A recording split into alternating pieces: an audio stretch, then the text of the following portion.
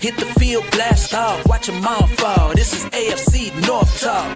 Got me hype, it's about to be a touchdown. Got the Ravens, Steelers, Bengals, and the Browns. Are you listening? It's time to get it hype. Tune in when the season poppin'. Yeah, we going live. Hey, knock 'em out. Ay, first down, going hard. Yes, indeed. AFC North talk. Let's go. Hey, AFC North talk. Welcome. We are back. It feels good. Football's right there. Training camps are all set. Everybody's back. I think everybody's got that sound of that air horn, that training camp specific air horn. Yes, yeah, you know. Yes, sir. Oh, it's the best sound in the world. Yeah, I've been missing football. Not gonna lie, I've been missing football. But hey, we're here. Shout out to everybody that's joining the live stream. Shout out to the people that are gonna watch it afterward. For the people that are always on to me, why you haven't updated the arts? The arts are all updated. New season. We're here. And I like that you lived in there. We ain't gonna have to update that art no more because you put no footage in there anymore. Intro. Yeah, nope. You're like TJ Watt almost got traded this off season. Yeah, Gary almost got traded. He was like, no more. There's nobody safe. Yeah, exactly. That's exactly. I went straight. Let me not do that. There's a poll out there. What do you think? Who's the best QB in the division? It's out there. Today's the QB ranking. Why is it Cleveland? You know who Cleveland's there? The poll says who's the best QB in the North? Joe Burrow, Lamar Jackson, Aaron Rodgers, whoever the Browns QB is. That's the four. All of them. All four of them. Yeah, I take them all over Joe Burrow right now. Anyway, that is a joke to any Bengals fan who's going to legitimately get mad at me about it. They're going to clip it. It's going to actually get furious. I can't believe Quincy said he would take. Oh, dude, you should see the Believe in Steelers comments for me over the last couple of days because I said something about Will Howard having a nice stretch of practices and whatnot, but I threw in the caveat don't get crazy about it. Like he's going to be the third stringer and next year he'll compete for the backup job. And some people were like, "How can you call yourself a fan if all you do is not believe in Will Howard?" Like, bro, relax. Southern accent and everything. Right now with Shadur Sanders, it is rough. Shadur Sanders hype sharing is crazy out there. No, and it's like there's people feeding into it, and I'm like, I like him. Like I wasn't. That's the thing. Like I like Will. Yeah. It's just like we can also be real about him. He's a 6th round pick. He's not going to be the guy next year. They're going to draft somebody, and that's just what it is. He'll compete for the backup job, but they probably don't have much interest in playing that guy super early in the season, right? Like that's just what the reality is when you draft somebody after like the 3rd round. Probably not trying to see him in that first year, right? I mean, the quarterback room next year is going to be very young, which is going to be different for sure. Are you sure? How old is Carson Beck? Relax. Duff Clayman, he's been hyping on the Shadur. Who gives two fucks about Dove Clayman? He said today Shadur is clearly QB1 over there. God damn. See, this is what I'm talking about. Yeah, Shadur's PR people were like, let's get a hold of Dove and give him a blank check to just put out a bunch of bullshit How PR. Is somebody clearly QB1 when they haven't played against the ones. Right. Like, it's, again, there is levels of excitement here, but what I am very concerned about is that these, like, Dov Kleiman don't give a fuck about the Browns, right? He don't care about Shadur Sanders. So you know what's going to happen. As much as they hype him up, he should be QB1. He gets out there too early, throws 5 interceptions. He's the next meme of the NFL. And then it's going to be ruthless on him because as much energy as they use to hype you up, they will use to tear you down. Because there will be so many people like, he got put on this pedestal too. Like Sonny can't wait for this man to have a shitty preseason. I see it on his face. He like, yeah, I can't wait for that bubble to burst. It ain't got nothing to do with Shadur. It's everybody else. And I'm just begging people, let shit happen again. Like whatever happened to just letting shit happen? Everybody, this 5th round pick's going to be the next Brady. I don't fucking know. Let it happen. And then if he's Brady, we can go, wow, look at that. That's fucking amazing. But everybody wants to be the one guy who thought Brock Purdy was going to be great, right? Everybody wants to be out ahead of it, and it just makes us go hard for fucking Clayton Tune. Oh, Clayton Tune, good Christ. And Dorian Thompson-Robinson, and it wastes a lot of time. It just puts a lot of pressure on people who there shouldn't be pressure on. Just let it happen. If Shador's going to be amazing, just let it fucking happen. We will have the rest of our lives to talk about it if he's great. If he sucks, then he sucks. And nothing against like Brock Purdy, but like him becoming like a quality starter and getting paid all that money to like the common fan. Well, for people like us having to, hear people be like, well, if they take a quarterback in round 7, he could be the next Brock Purdy. I'm like, God fucking damn it. Yeah. We got to listen to this for forever now. So it's like, well, it is very annoying. Quarterback prospects aren't taken in the 5th round, but correct me if I'm wrong. Was Brock Purdy not the last for Steelers fans? Let me just say this: like Landry Jones was a 4th round pick. How well did he do? Dennis Dixon was a day 3 pick. Remember Dennis Dixon? How else is he doing right now? Brother, like Will Howard could be a very good quality backup, but let's stop doing all this shit. No amount of logic, Jared, is going to fight that argument because that argument is not on basis of logic. It's on basis of a dream. Hey, we could get lucky and get this guy, right? Like that's the fucking hope. We get bailed out. This guy could be the Antonio Brown of quarterbacks, our 6th round quarterback hit, and it could be everything. And that's all they're going to think about. I still this with Browns fans, and we know how shitty quarterbacks can be when you draft them. We done drafted shitty quarterbacks in every round. This sounds like a fucking rap song from 2005. We got bad quarterbacks in the 1st, 2nd, 3rd, 4th, 5th, 6th, 7th. We done undrafted some bad quarterbacks. You can get a bad quarterback anywhere, but everybody forgets that. They go, oh well, you can say what you want, but I know at least Ace who win the 6th round, who went on to be pretty goddamn legendary. Who was the one from Notre Dame that went to there? Sean Kaiser. I remember the hype on Kaiser. Brady Quinn. They got it. I don't know. They got a couple of Notre Dame boys. Yeah. For every round, do I got to like Brandon Weeden, Deshaun Kaiser, Cody Kessler. Ooh, 4th round's tough. Nope. There is a 4th rounder in there. I think Colt McCoy was 4th round. He was out of late 3rd. I can 4th check. round. I'll get on the Colt McCoy research. Ooh, 5th round. I know we took Spurgeon Wynn or Ty Detmer or something like that before Tom Brady. So 6th round there. The 7th round has got to be somebody, right? I'm sure there was at some point. 5th round is wide open. Colt McCoy was a 3rd round pick. Damn. Who was Kevin Hogan wasn't drafted by us. See, now I got to figure it out. I got to come back with the one. Yeah, there's a bunch of guys that you can throw in there in terms of where they were drafted. It's like that one Ludacris song, hoes in different area codes. I didn't see them all fail in different rounds, dog. Luke McCown. Luke McCown. Did they draft Luke McCown? Holy 99. shit. Oh, 99. 4th round. 4th round, Luke McCown. Yeah, I did not know he was drafted. Every round, we done took a bad quarterback in every single one of them. Brutal. Cody Kessler was the 3rd round. I thought he was the 2nd round. Cody Kessler, trust me. Where'd he go to college? Yeah, USC. Yeah, he did. You're right. Yeah, okay. remember he took was it Max? No, it wasn't Max Browning. He took somebody's job that was like a freshman phenom. Oh, okay. Yeah, it's like, coming back to me a little bit. Yeah, it's not Max Brown, but it's like that long list of like really mediocre USC quarterbacks. Right. Spurgeon Wynn was the Spurgeon Wynn. Yeah. Spurgeon Wynn. Spurgeon the surgeon. Okay, well let's get it started. 4th. Hi, it's good to see you. Hey, wait, before we get this cracking, I need to know, is the postseason a factor in how we rank this? Is this strictly a regular season ranking? It's everything. It is for me. everything. It's everything. Certainly for me. We gotta have universal rules here. Because my ranking will definitely change if we are factoring in the postseason or not. Of course, yeah. Yes. Everything. By the way, the polls out there, who's the best QB in the North? Joe Burrow, Lamar Jackson, Aaron Rodgers, whoever the Browns QB is. There's one that has 0%. Can you tell me who?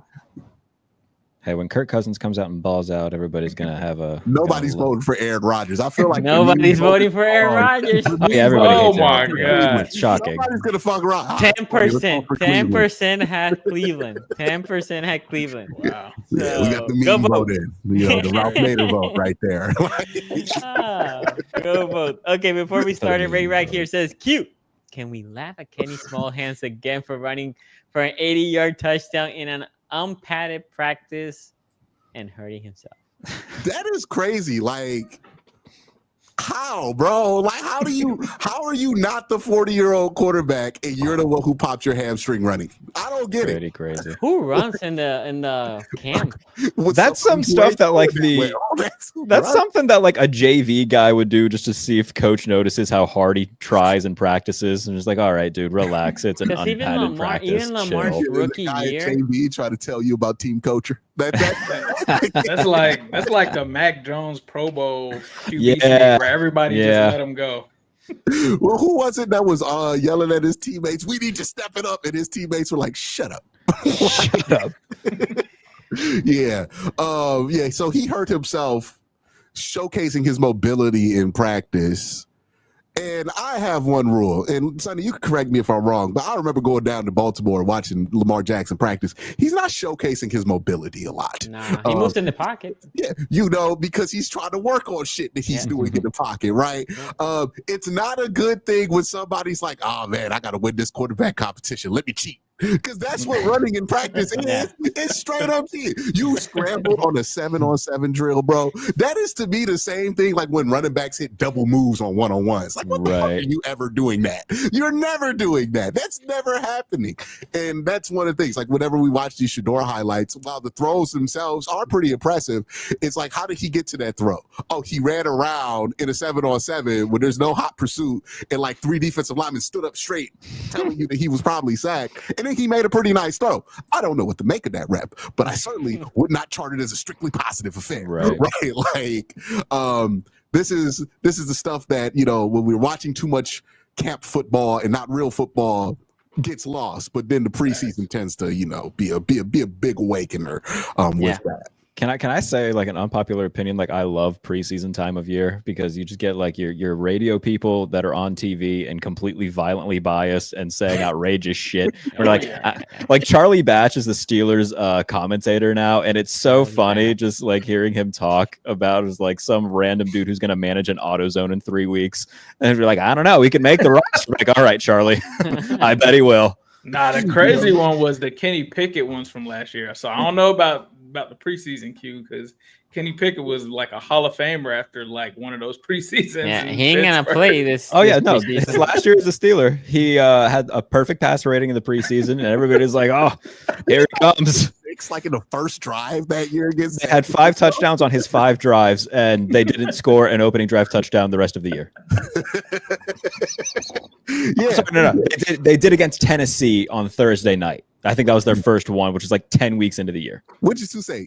What you see for quarterback play in practice, you got to take a huge grain of salt with, right? Like, it's not, even in the preseason, it's not really determinative of what you're going to see in the regular season, because preseason is vanilla looks, right? You're not going to see somebody try to confuse you. And that's the big thing with like Shadur, where I'm like, the big transition for him is defenses are going to be able to confuse him pretty successfully because he wasn't the fastest processor at college, right? So that's why I think they're taking it slow with his approach, despite the fact that he has had some nice clips emerge of himself, and why they're more comfortable with somebody like Dylan, who's played a lot more games, right? But that's the thing. It's like with Joe Flacco. I don't give a fuck what he looks like in preseason. He's 40 years old. Like, I know what Joe Flacco is. Is he gonna play preseason? I would assume he's not. He might give you like a drive or two, right? Like, you know, you got to act like it's a competition, right? You know, you gotta give him the drive or two, you know, they'll give him that, right? I'm pretty sure.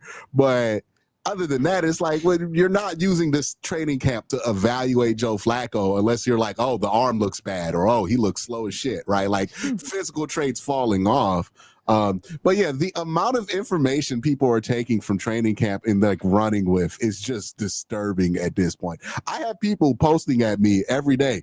Did you know he went 5 or 6 on a drive and got a touchdown? What the fuck are you talking about? Or the ESPN Cleveland Twitter page keeping track of all the quarterback stats. That was crazy. That was nasty work. With 11 on 11s. There it is. There it is. Yeah, that I is hate everybody nasty. who works for their social media department right now. Like you are doing a bad thing because you laughing now. Wait till this comes to your quarterback.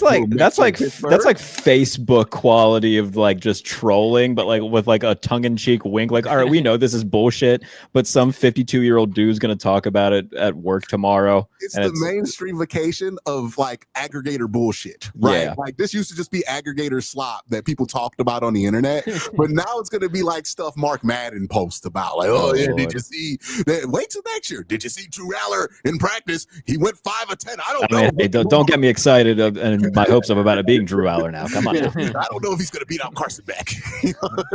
If they take both. Yeah, have a real competition in there. You were laughing at us, dog. You're gonna do the same thing next year. But yeah, it's gonna be it's just nonsense, right? Like you got to take practices for what they are. JJ Watt had a tremendous tweet about this where he was like, you guys just need to calm the fuck down, like in general. And like, just take them for what they are, evaluate them for what they are. But like anybody coming out of 1 week of practice saying, oh man, it's so clear that this guy's going to be it. Nobody knew that Russell's going to take that job till the last week of camp, right? Like, and that was the best preseason we had ever seen up to that point. And even then it was like, I don't know if they're going to do it.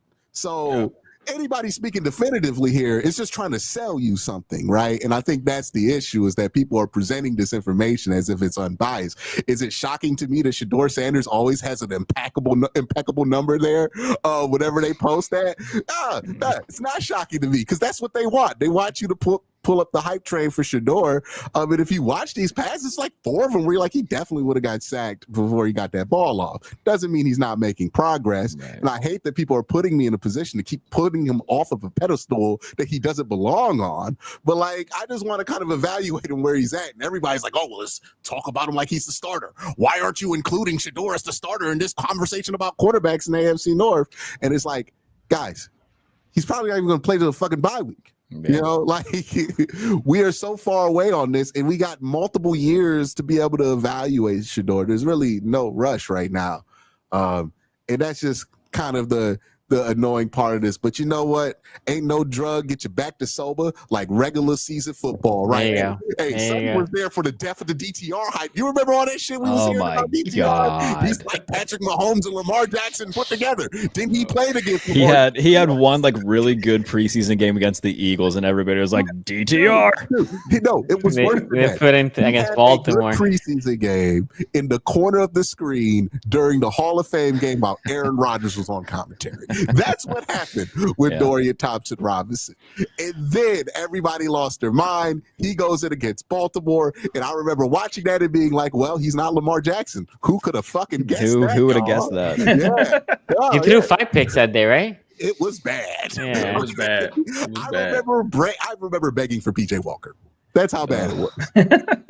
And then PJ Walker came in and won 2 games. So yeah, we were right to beg for PJ Walker. But this is y'all setting this boy up. Right? And y'all need to stop setting this boy up on the internet, because if he stinks early on in his career, I'm not going to be surprised. He has some things he needs to fix, but y'all going to put it at a point to where nobody going to even want to give him an opportunity. And there's a stop. Y'all care about him, just let the shit fucking happen. Like, damn. All of that to say that I'm pretty sure we all ranked the Browns 4th.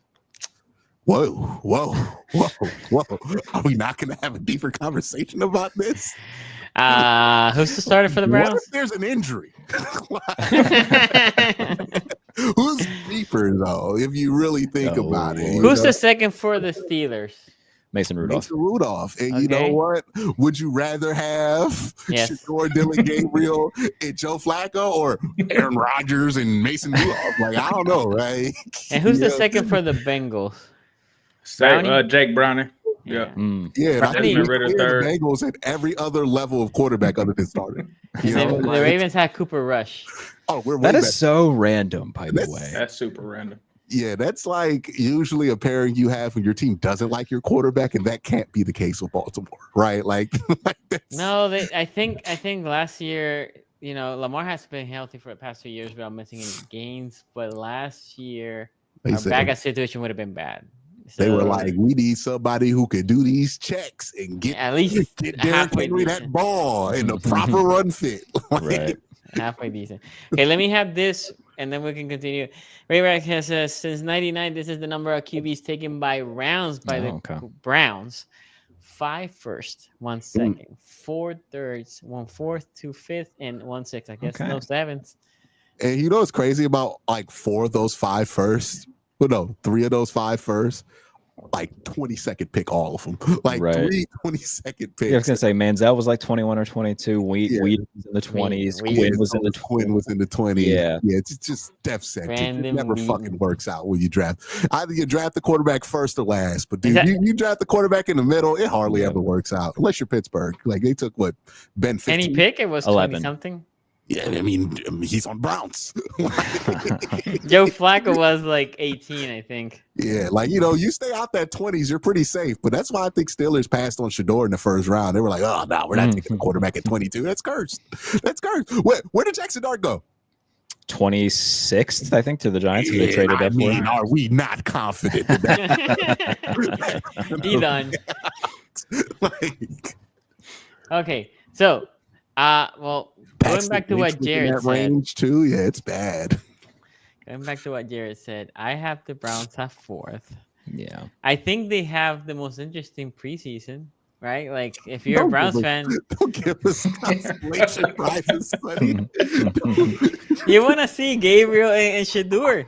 Let me see them both. Are they doing better odds on who the starter is going to be week 1? I'm sure there is somewhere. Yeah, there's Joe somebody. Flacco has to be. Somebody. Unless Stefanski says, you know what the F? Let me just go with whoever, one of the rookies, whoever does best. Unless like Anthony Richardson surprisingly like gets cut and Stefanski's like, you know what the hell? Anthony Richardson, man. I'm not ruling out that somebody could surprisingly get cut. I think that there is a possibility that someone like notable is surprisingly cut or traded. Okay, I found the odds. Okay, good. Tell me minus 105 Joe Flacco, which we all thought. That's plus safe. Plus 200 Kenny Pickett, plus 550 Dylan Gabriel, plus 700 Shadur Sanders. Yeah, those all sound pretty Sounds about right. I would put Shadur like plus. I would double those odds. He's not going to start. Putting him at plus 1,400. It's not happening, dog. Kenny Pickett got hurt, and they were like, "Nah." It is okay. So let's talk about it because I agree. In my opinion, and you can tell me if I'm wrong, but in my opinion, I do agree. Outside of the building, there's definitely a lot of hype on Twitter. Like, I feel like anything Shadur does, I get a message about it. I don't even. I'm not even in this algorithm, but it's like if he goes 5 for 5. Shador's name right now is like what Shadur did in camp is unbelievable. It's crazy. Hey, Shadur continues to blow. You would think that he is like.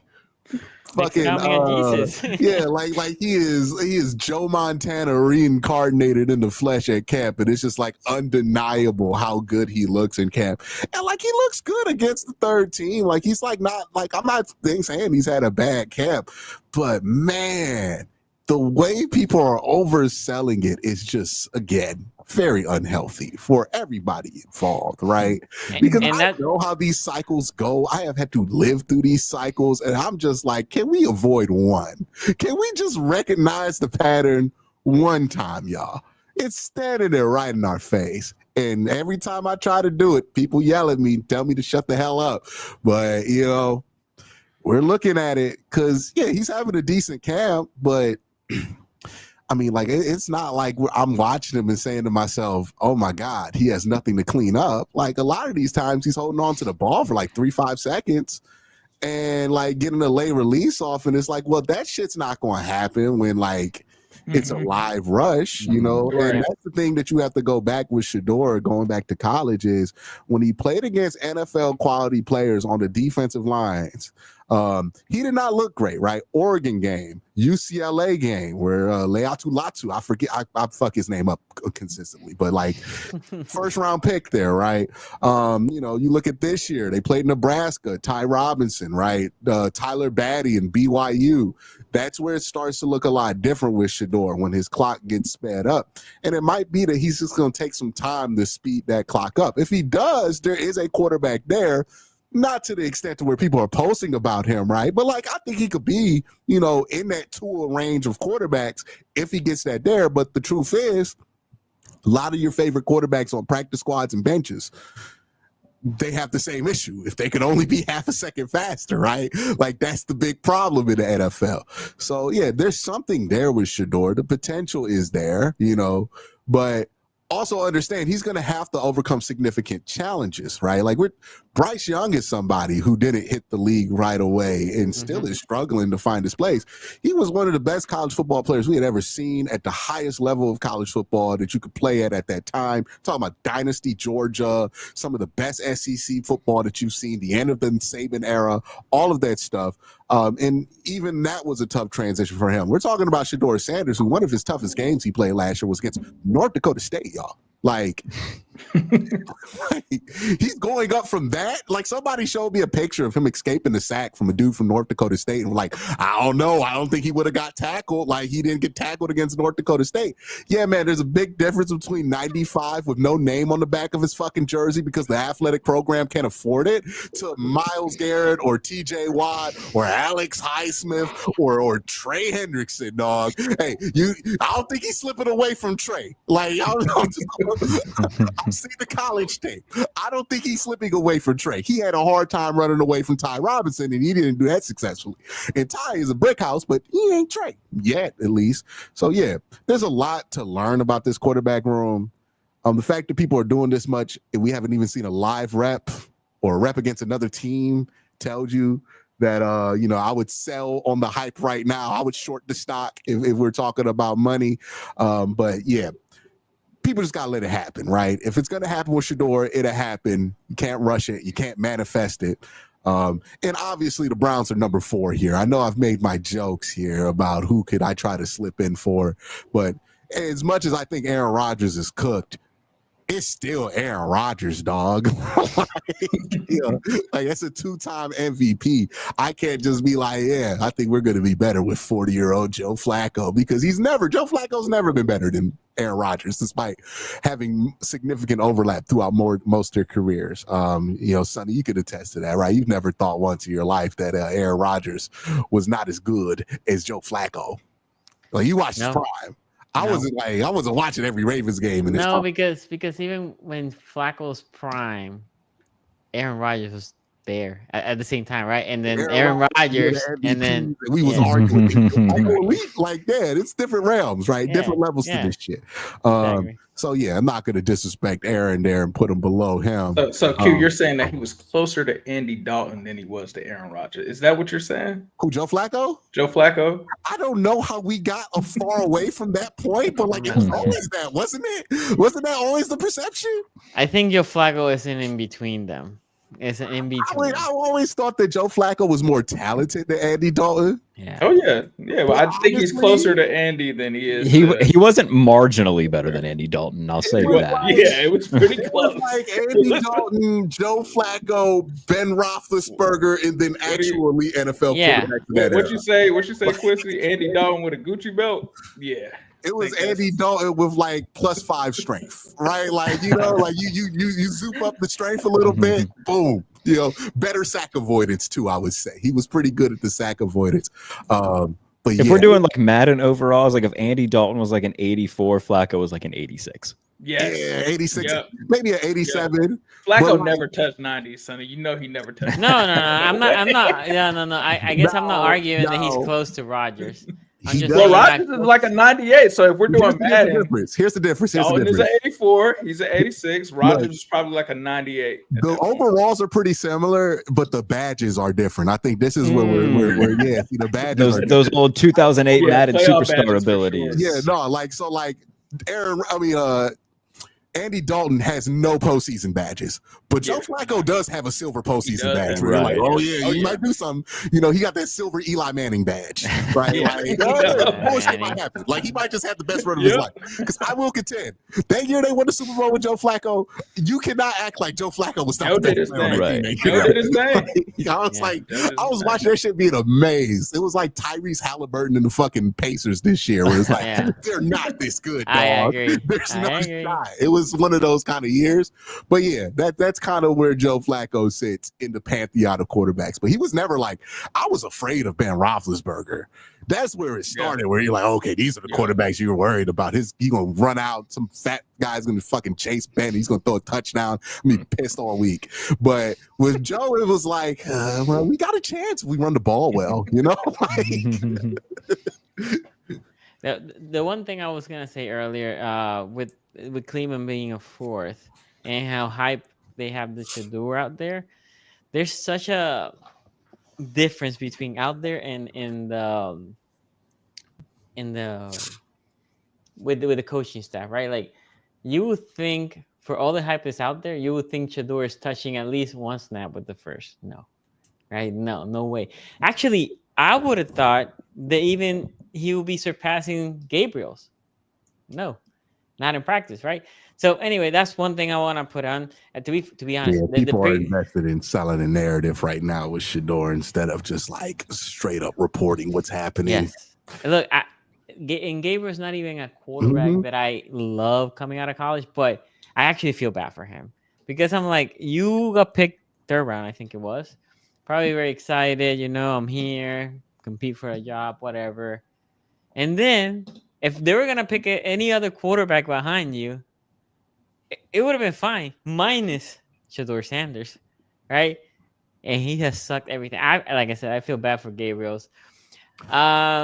Look, I think Flacco will do his thing. When we talk about before the year, or when the schedule came out, the thing with Cleveland, I think different from other years, I think Cleveland's a little underrated. I actually think their roster's really good. I think they can win games. I think Flacco specifically. Flacco, unless he completely falls out of the map, if he does his thing, he will win them some games. He will lose them some, but he definitely will win some. Flacco's going to play though, because that's my thing. Is like, yeah, I agree with you. I think Flacco will give you some of those like, oh yeah, he still got it games, right? Where he's good enough to help you win. I just don't know how many games he's going to play for you, or if it's going to be like if you play him 10 games, he's going to give you 3 good games, so you might as well just play him 6, right? Because you're going to get the same stuff out of him. And that's the thing is like you start Flacco, you're going to be starting somebody else that season. It's almost guaranteed at that point. And the consistency at quarterback, I mean, when we're talking about, I think we're going to get down to 3 quarterbacks playing. That's the worst quarterback room in the division usually. So, yeah, there's no doubt about it. The Browns are in a tough spot here. I've told Browns fans, you got to watch a lot of Saturdays on top of Sundays because that's just where we are with quarterback. And we got Deshaun Watson looming over there whose presence can only make the room worse at this point. No, I agree. I think it's actually going to be very similar to like the preseason when you get to see different quarterbacks with the first team offense. I think you'll start to kind of see that within the season because like Q was saying, like they are in kind of an evaluation kind of mode, regular season throughout this whole season to find their quarterback. Joe Flacco can win you games, yes, but Joe Flacco is not the answer for next year. And they've got guys on the roster that they've traded for and used draft capital for with Kenny Pickett and Shadur that they just got to see what they have there. I remember the Bengals being in a similar situation, like when we were getting ready to move on from Andy Dalton, right? They just threw Ryan Finley out there because it was like, all right, we got to see who this guy is. They just threw Jeff Driscoll out there. So I understand where the fan base is at, Quincy, because when you have a dire situation at quarterback, that's when fans just kind of start getting a little crazy with the takes. Because I remember Bengals fans, you guys remember Jake Dolegala? Yeah, practice squad quarterback, 6'5", had a cannon arm. They were clamoring for him to get in. We were clamoring for Jeff Driscoll to get in, like AJ McCarron. So like when you're in those situations, you're just trying to find, which one of these guys is at least going to make these Sundays more digestible to see. I agree with you, Ace, but here's the problem with that. We got too much damn experience with this to be out here acting like this. Not doing that, yeah. Like, it's one thing if, like, when Pittsburgh does this, they gonna fall for all the stuff because they ain't never been this desperate. Hell, they're out here like, hey, let's go 41-year-old Aaron Rodgers. That's gonna be elite, right? Like, I understand why they're falling for it. They've had the security of great quarterback play for a very long time. Sonny, what he has to deal with, Sonny remembers like Kyle should have been a bowler. Bowler, Kyle yeah. Bowler. Yeah, like he remembers desperation, Anthony but then Wright, he's been living yeah. pretty good since 2008, right? So it's like, okay, That was when sad they times. finally have to go through that, that's going to be tough for them because, that's a whole generation of fans that they never had to do that before. Dog, Deshaun Kaiser was in 2017. What the fuck are we asking this to do for? Like, we were just hyping up Kevin Hogan 8 years ago. Why is this? This is not new. I don't understand why people are acting like this is new. This is not new. The Browns have been through this. So, like, I get it. When you don't have a quarterback, people are going to try to manifest one in its place. But at some point, we got to have some self-realization of the fact that we know what this is, and we know that we should probably err on the side of caution because there's a lot of people at home that got Deshaun Watson jerseys that should be ashamed of themselves, right? So, there's a lot of Charlie Fry jerseys. There's a lot of Derek Anderson jerseys, just jerseys you bought that you know damn well you knew better at that time. We talking about 2003. Is there a situation where, let's say, because the Browns do have a good team, they got a good defense, like the roster is good. Let's say they get out to a 2-2 start, and Kirk Cousins is available, or somebody like that is available. Could you see them, making a trade to try to save the season and be like, all right, we can kind of salvage this thing. Maybe we have a chance here or something like that. I don't think there's going to be anybody available that is going to really make you think that you're going to win more games with them than what you have right now, right? Okay. Like if you can go 2-2 with Joe Flacco, Kenny Pickett, Dylan Gabriel, rookie Shadur Sanders, okay, I feel like you're just going to feel comfortable rolling that out instead of like trading for not a Kenny Pickett, but a Kirk Cousins, because how much is that really going to change, right? Like the quarterback that they would have to trade for is like a Matt Stafford, right? To really change shit. And he's not going to be available or affordable for you while you're paying for Deshaun Watson. So yeah, I think like this Browns team, they're going to try to play hide the quarterback, right? Same thing we've seen Pittsburgh do for like the last couple of years. It's like, hey, how can we hide the fact that a quarterback is cheeks? Right, like that. We're going to run this ball. We're going to play really good defense, and we're going to kick a shit ton of field goals and hope that just squeezes together enough wins for us to maintain respectability while we try to figure out what our quarterback problem is going to be and how long that's going to be while using resources to get more picks in those drafts. That's really what it is, right? It's going to be hide the quarterback, 25 drops. Let's try to devalue the position as much as possible so it doesn't tank us. Like, that's really what it is. Like, Jarrett, any last thoughts on the fourth? No, I think we've exhausted any conversations about the Cleveland Browns. Okay, so Ray Rag here says, for those thinking Q is making it up, some guy called into Sports for Cleveland saying DTR is a mix of Mahomes and Lamar. By the way, the Cleveland, like the main newspapers show in Cleveland, this was like a call that I've gotten so many times while I was on that show, was that guy telling me that DTR is Lamar Jackson and Pat Mahomes combined. Deshaun Watson got hurt for like half a second in that first like 4 games, and they started chanting DTR in the stadium. This is what I mean. We've done this dumb shit 2 years ago. Why are we acting like this is new, Cleveland? Oh my God. Oh, we just let it happen, man. If it's gonna happen, let it happen. We don't gotta be early. Noah Stone here says, happy 9 years to the Cliff. 9 years, bro. Good Lord. The Cliff prediction? Tom Brady falling off a cliff, Max Kellerman. Oh, yeah. He was pretty. This is why you don't need to be early, dog. Let it happen. You know how many LeBron gonna fall off a cliff? Like, just let it happen. Oh, the LeBron, we're good. Yeah. We got Ben Simmons, we're good. Oh, my God. Ben Simmons, that's kind of crazy. That was nasty. I would have given up that upside. Okay. By the way, the amount of players whose whole career, like the whole memorable part of their careers, happened within like a chunk of LeBron's is incredible. Like Derrick Rose, whole prime, rise, retirement, Hall of Fame. Don't bring that up. That's a hard one for me. But Dwight Howard's whole career, Hall of Fame induction. LeBron's career. happen all within that same time. Yeah. Nuts. Right. So the polls out there, I will say that Aaron Rodgers has a 1% now. Okay. And okay. then whoever I was gonna say, don't worry, I got into the poll.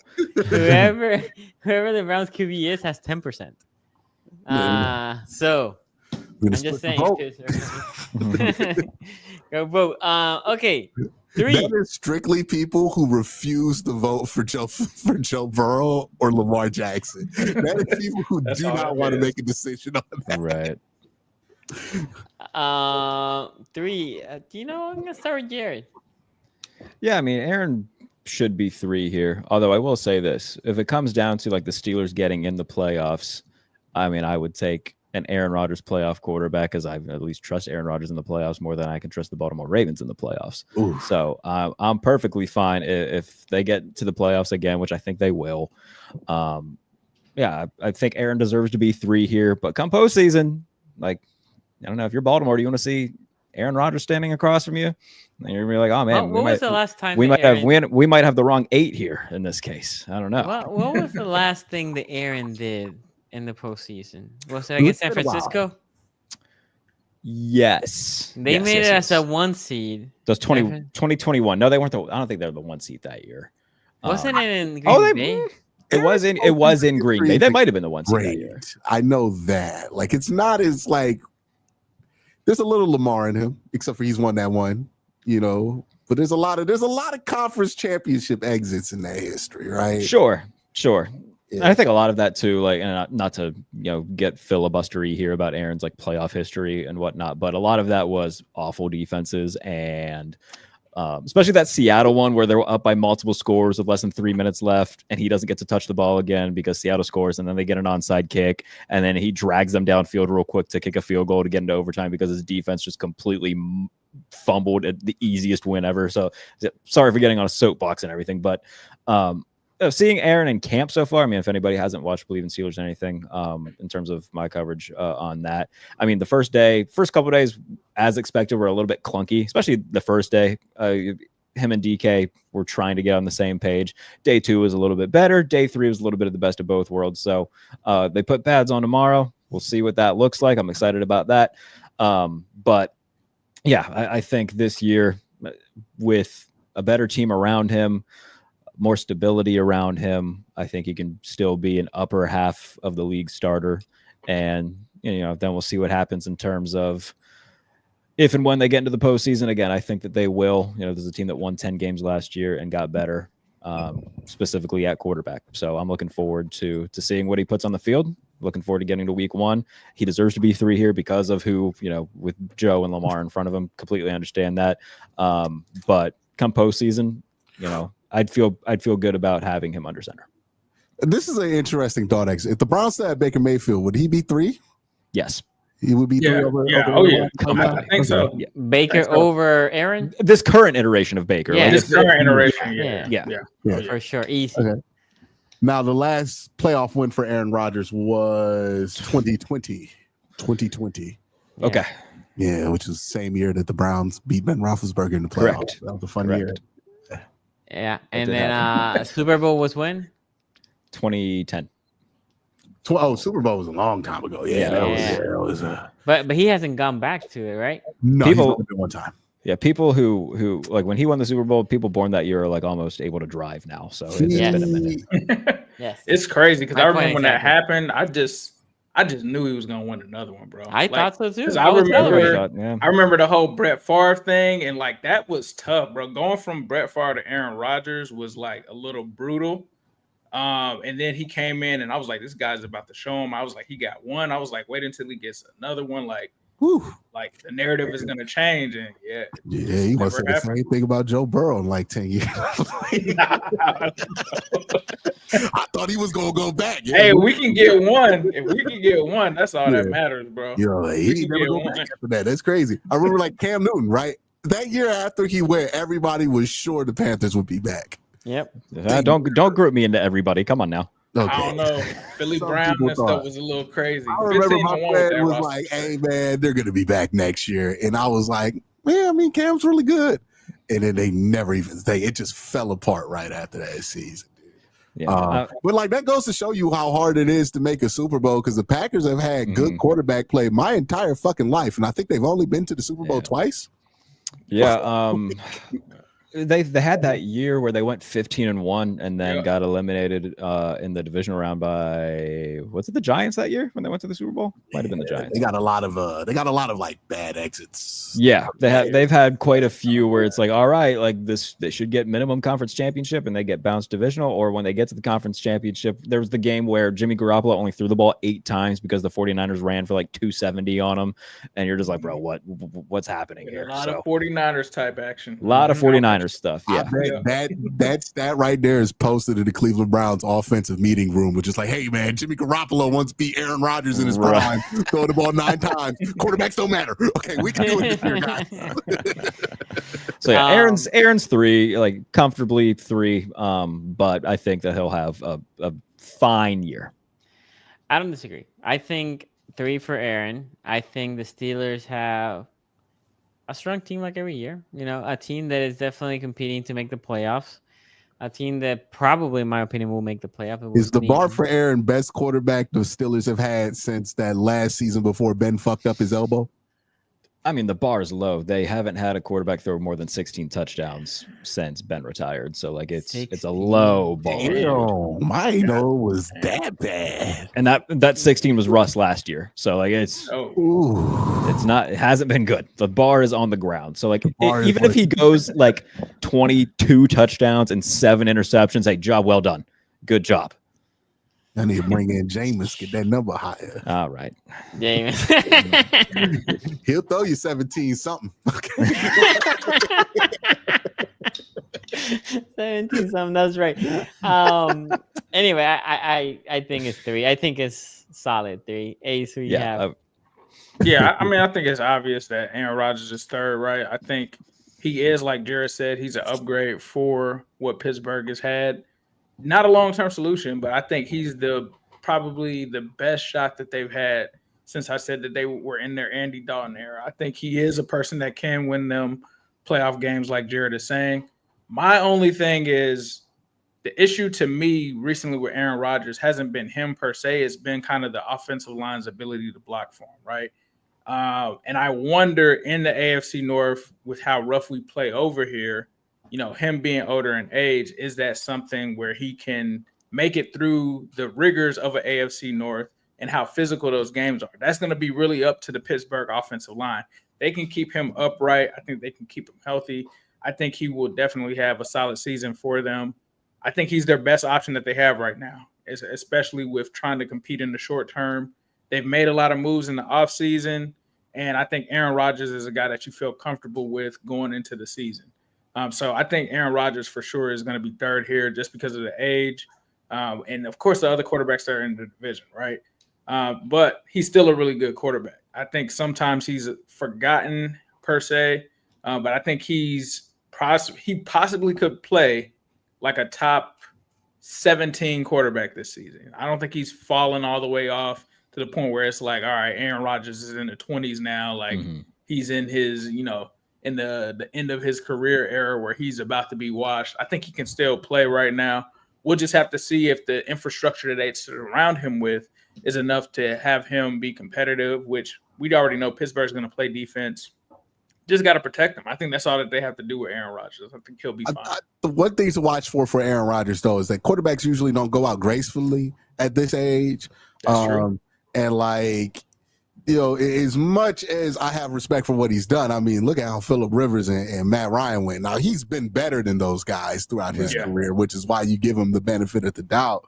But, the only guy we've seen get up to this age is fucking Brady. So, like, I don't know what that means. In terms of talent, though, man, like I think that Aaron, like just pure talent, I think he's the most talented quarterbacks, the most talented that I've ever seen, outside maybe Mahomes at this point. But point being that like he is in the conversation for the most talented quarterback ever. So he, again, like I said, he earns that like benefit of the doubt at this point. So, and even if it's not like the greatest statistical year, like I said, if he goes like 23-8, and then they win 10, 11 games, but they win a playoff game, hey, salute, great career, ride off into the sunset, holding your head high, knowing that you had a good last year and you gave it one last shot. How about Losing it? in the first round by 24 will be an excellent send-off for Aaron Rodgers this year. I agree. Yes. Who do they play? Would it be like the Chiefs lose to the Chiefs by like 13? If they can draw the AFC South, I feel pretty confident that they can beat whoever comes out of there. And they wouldn't be favored to beat Cincinnati or Baltimore, but if they played one of them, I would feel like I would go into that saying they can win. We say that, but Houston wins that game most of the time. They haven't been favored the last couple of years. Like, Sure. yeah, so I mean, like, I think Houston might be at the point where they might be able to live up to some of those more serious expectations this year. I think the Steelers would be the Texans would be a good matchup for the Steelers because their offensive line isn't good and the Steelers are just pass rush Stroud to death. Yeah. They have one receiver that scares you. Like, I think that Houston wouldn't want to see Pittsburgh just because it's a bad matchup. Well, we gotta wait till we get there, but yeah, Of course, yeah. yeah. But I don't know. I find it hard to see like a team. I think Pittsburgh can be in the playoffs, but I think I'm just lower on Pittsburgh than I think you are. I think that's fair. Yeah. Yeah. There's everybody's two now, I guess. If we're all putting, but before we go, let's super chat for Ray Rack. Shout out to you, man. Thank you for supporting the channel. The game against the Cardinals in 2015 divisional round is kind of just the career of Rodgers in Green Bay.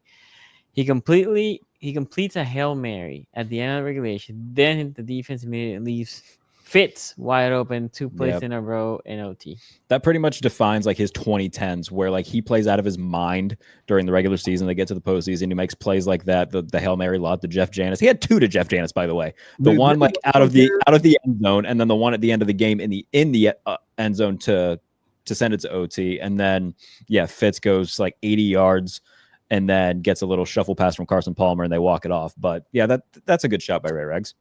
That's crazy. Getting Carson Palmer his first playoff win is nasty. Yeah. That's disgusting. What were you saying, Q?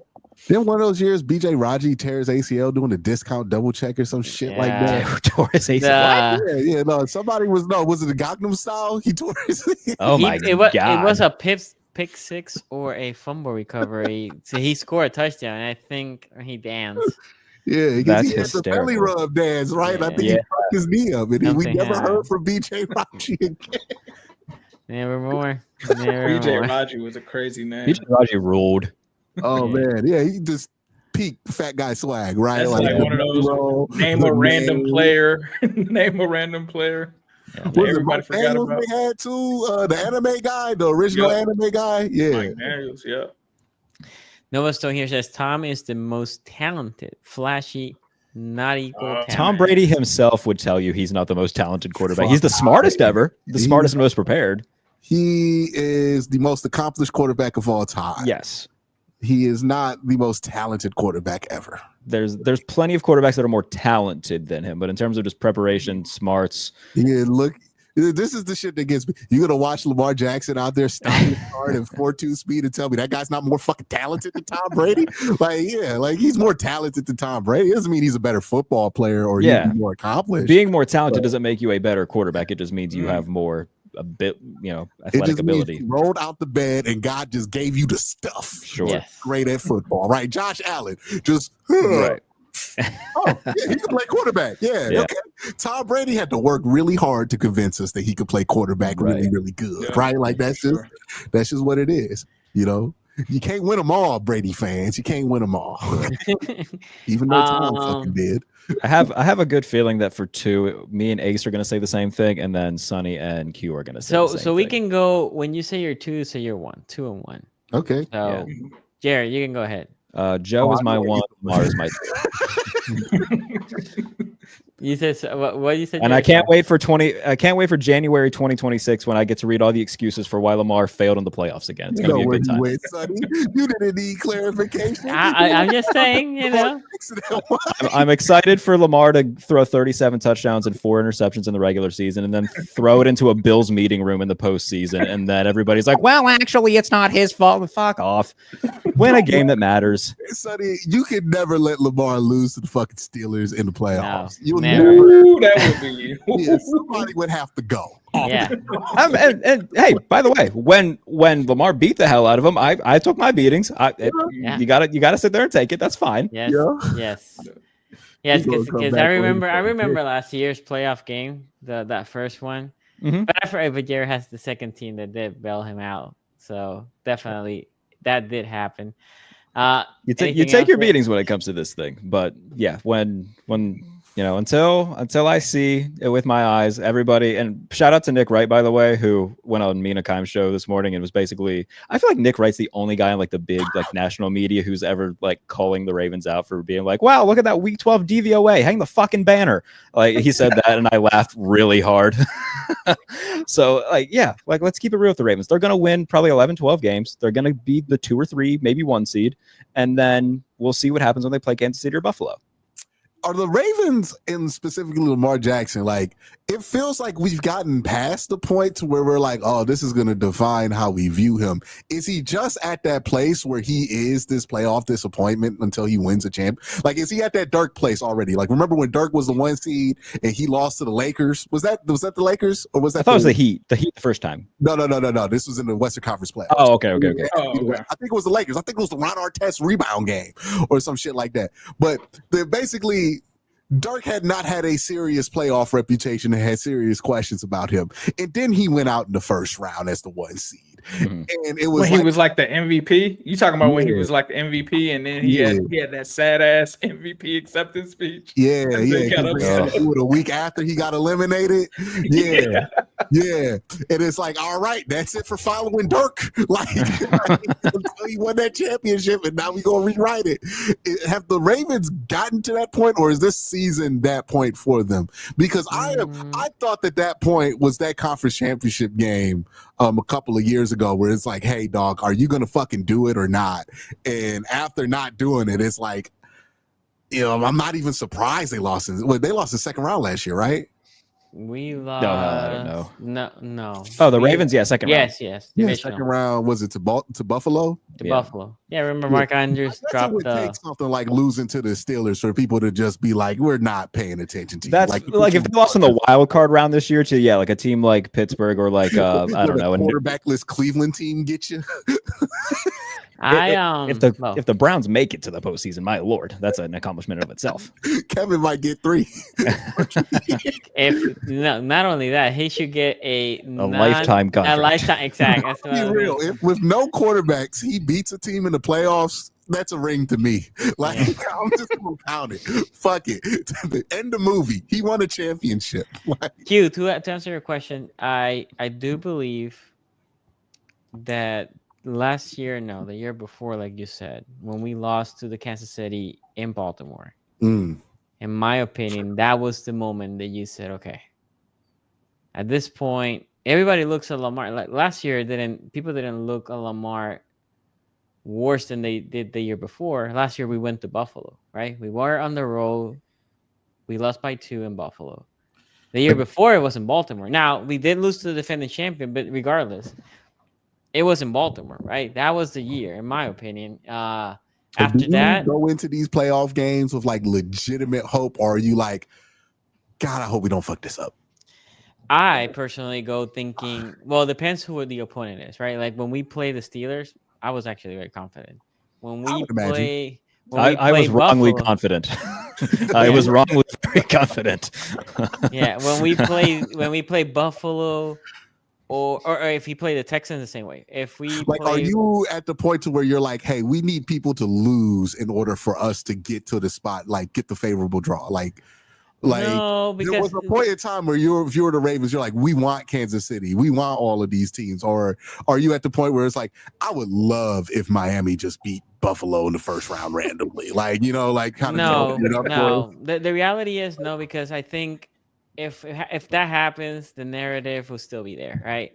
I think if we win the championship this year, let's say the Ravens win the championship this year, and they go through Buffalo, KC, and whoever the NFC goes, there's nothing you can say about Lamar if that's the road, right?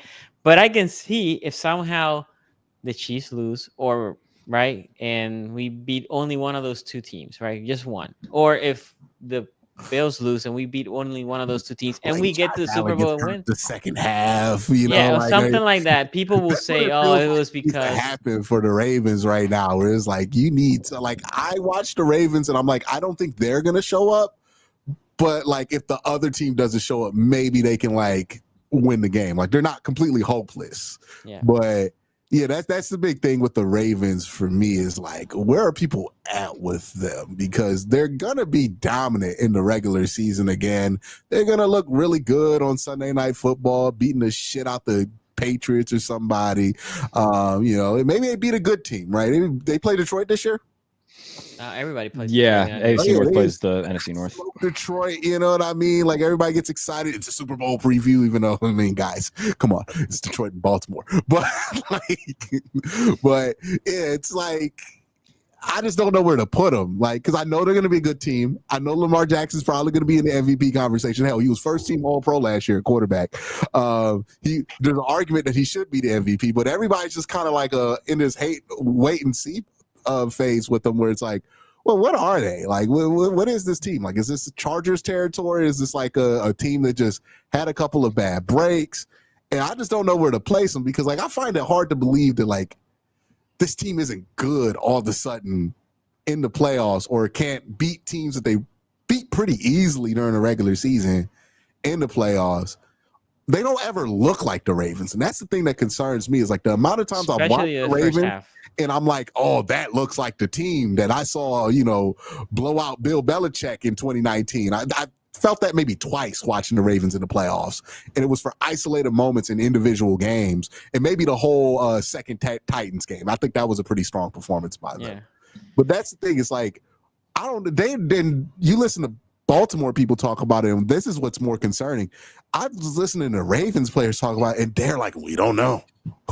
Like, it kind of just happens. Mm-hmm. And that to me is like, oh shit, the funk is set in. Like it's real to them now. Cause they're like, it's not like something you think you could just, we're gonna fix this, it's gonna change it. We got a new offense. It's like, I don't know, man, shit just happens in the playoffs. And that can be a self-fulfilling prophecy at times. So like, yeah, I don't know what to do with y'all. So before you say who your 1 and 2 is, I think the biggest problem in the playoffs for the Ravens is that first half of those games. If you go back to all those games, the Ravens put themselves in a hole by 10 points-ish. And then they're trying to catch up. And then at all these games, they managed to catch up all the way to the last play of the game where they fall short. Against Kansas City, they did it the year before. Buffalo this last year, right? And I can't remember 3 years ago. But they when they lose, it's that first half when they're in a hole and you're at halftime looking at them like, what's happening to this team? That's not the team that. And then in the second half, they come back playing like the team they were supposed to, or they how they look through the year. But it's a little too late. They make it. They make the comeback, and then they fall just short in those games. Yep. Anyway, Q, who do you have? That's your 1 and 2 then? Ooh, this is tough, right? Because I have my favorite, and then I have the guy that my brain's like, hey, man, I don't know if I could put this guy into, right? Joe Burrow might be my favorite to watch because he creates so many moments when you watch him on a week-to-week basis and, like, so many high leverage plays, and you can never count out the Bengals. And because I have less respect for the Bengals institutionally than I have for the Ravens, I just find what Joe does to be very impressive. But then you look at what Lamar does, and it's like, hey, guys, I can't ignore the fact that this man has like fucking 4,000 passing yards and 800 rushing yards. Like, that's insane. Well, last year he was what? 41-4? Touchdown to interception ratio. Yep.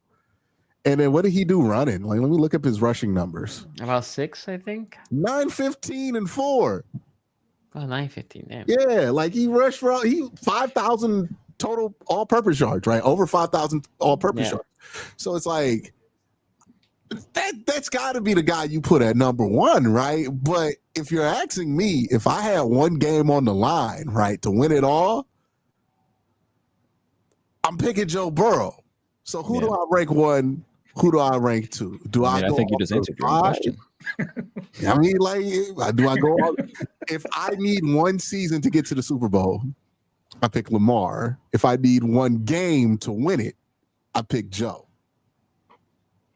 So who is number one in my mind? Who is the best quarterback in the North? I'm gonna give it just by a tiny edge, a slight edge. And I think I know who you're gonna say. It's gonna be Lamar Jackson, number one. I'm surprised. The reason is the man is coming off one of the best seasons of his life. One of the best seasons we've seen statistically. Probably should have got the MVP last year. I know that Josh Allen got it, but he was first team All-Pro. And I don't know how much of the fuckery around him in the playoffs is exclusively about him, right? Because it is interesting. We had the whole conversation about Aaron Rodgers, and we could write off a lot of Aaron Rodgers' fuckery on like stuff around Aaron Rodgers. And you can do the same with Lamar, right? Like there was the dribbling of the football by Mark Andrews this year. The year before, you got Zay Flowers just dropping the ball before he gets into the end zone multiple times. There is stuff to suggest that it is not just Lamar as the reason. If he can't get out of the AFC this year, I do think that benefit of the doubt is dead until further notice. Until it happens. Yeah. I think the perception would be a lot different if like the AFC title game in Baltimore against Kansas City, if it was like a 35-32 shootout. Your defense only allowed 17 points. You couldn't put up more than 17 points that was the time. You got them at home and your defense played great. You couldn't do anything. I'm not saying he should get the same pass as Aaron Rodgers, because I do think that what separates him from Aaron is that there are legitimate stinkers on his resume where you're like, what the fuck was Lamar doing in that game? I just don't think that all of these things are like so directly traced back to Lamar in that way where I'm like, okay, like it's like with Andy Dalton, it's like there's a clear fucking line of like, oh yeah, it was Andy. Like there was no doubt about it in Cincinnati at that time. I still think that things can go right in Baltimore and Lamar can be the one that pulls it out. It's just he's had pretty unfortunate luck from his support at times, or he's just played bad games at times, right? So that's why I'm like, there's enough benefit of the doubt there, maybe not for me to just ignore it, but enough there for me to be like, I'll give you it this one time, but I don't know if I feel good about doing this shit next year if you in the same situation. Right. You know what I mean? Because, like, after that, then the vibes are taking over. Because I'm going to be honest with you. If there's one quarterback I could poach, it's probably Joe Burrow. But that's my own personal, like, affliction with just seeing what Joe Burrow's done throughout his career and my personal belief that he has not been supported by the best stuff in that organization as far as, like, coaching goes. So, yeah, I give Lamar a slight edge right now just because what he came off of last year was just incredible. The season he had. And Joe Burrow was incredible too. 43 touchdowns, 9 interceptions. It's nothing to sneeze at. What? Did he have 5,000 yards passing? Yeah, nearly 5,000 yards passing. Incredible stuff. I mean, 42 touchdowns, 4 interceptions. It's like, usually we talk about it more, but because the Ravens fuck up in the postseason so much, nobody cares. Yeah, I got to give it to Lamar. If he does not replicate, or not even replicate, if he doesn't break through this year, or it isn't like a situation where it's like, oh, he put the game-winning touchdown in, and then he gets fucked over like Rodgers did that one year against Arizona, then I'm like, all right, man, I can't do it anymore at this point, right? But the body of work is just so compelling throughout his career that I can't say no to it just yet. But Joe Burrow puts another 40 touchdown, 5,000 yard season, and he gets this husk of a Bengals team with no fucking defense to the second or third round. Yeah, it's over at that point. Like it's the pendulum swings fully in Joe Burrow's direction. So one thing I'm gonna say here before I go with you, Ace. I agree with you, Jared. 17 points. But on the other side, Pat Mahomes did not score a lot of points in the same type of game, right? Those two defense were really good defense. So talking about the Kansas City defense in that Super Bowl year, I think last year they're a little bit weaker, but the year before when they won it all, definitely a stronger defense, and the Ravens defense was strong as well. So yeah, he did not put the points. Neither did Mahomes. Two strong defenses. Again, I agree that was the year. I will say this: I don't think last year people look Lamar different. I think they look more like, okay, that happened. That was the same that happened the year before. The year before was at home when you had the number 1 seed. Ace. And by the way, guys, I know I have a bunch of super chats. We'll finish this conversation, then we'll go through all the super chats. Who's Go the ahead. best team the Ravens could lose to where you'll lose faith in them completely? Sonny. If they lose to anybody but the Chiefs, the Bills, and to be honest, I'm very high, or I have been very high on the Bengals, although the Bengals haven't made it to the playoffs. But other than those 3 teams, so you would take you would accept the loss to the Bengals? Well, not like saying like, so like if you lost to the Bengals, you'd be like, if we lose to the damn, Bengals, dog. how the Bengals lost to us during the year, I think it's then a division game too. So yeah, that's my point. And if it is like a 1-point game, like this past year, Ace, correct me if I'm wrong, both games was a 1-point game, or no, one was a 1 and one was a 3. Yeah. And if you lose like that on a shootout, when both quarterbacks ball out, those specific teams, like, because I don't want to hear it if you lose like the Chargers on a shootout. No. Those three teams. Okay. Those 3 teams. There's a clear hierarchy, and like they're in that high tier of terms of like, okay, these teams could get to the Super Bowl. They're in that conversation every year. Yeah, but teams like if you got Houston or the Chargers, I'll be pissed if we lose. We clap Houston every year. Every time we play them, we clap them. It's like if you got put in a coma, woke up in February and saw like Cincinnati, Buffalo, or Kansas City's in the Super Bowl. You're not surprised. You're like, okay, that doesn't need that much explanation. I'm not shocked. In the Super Bowl. I'm not shocked. To be fair, for all the shit that Lamar gets, I'm surprised how less shit a guy like Josh Allen gets next to Lamar. I think he gets some, but next to Lamar, they're both in the same boat.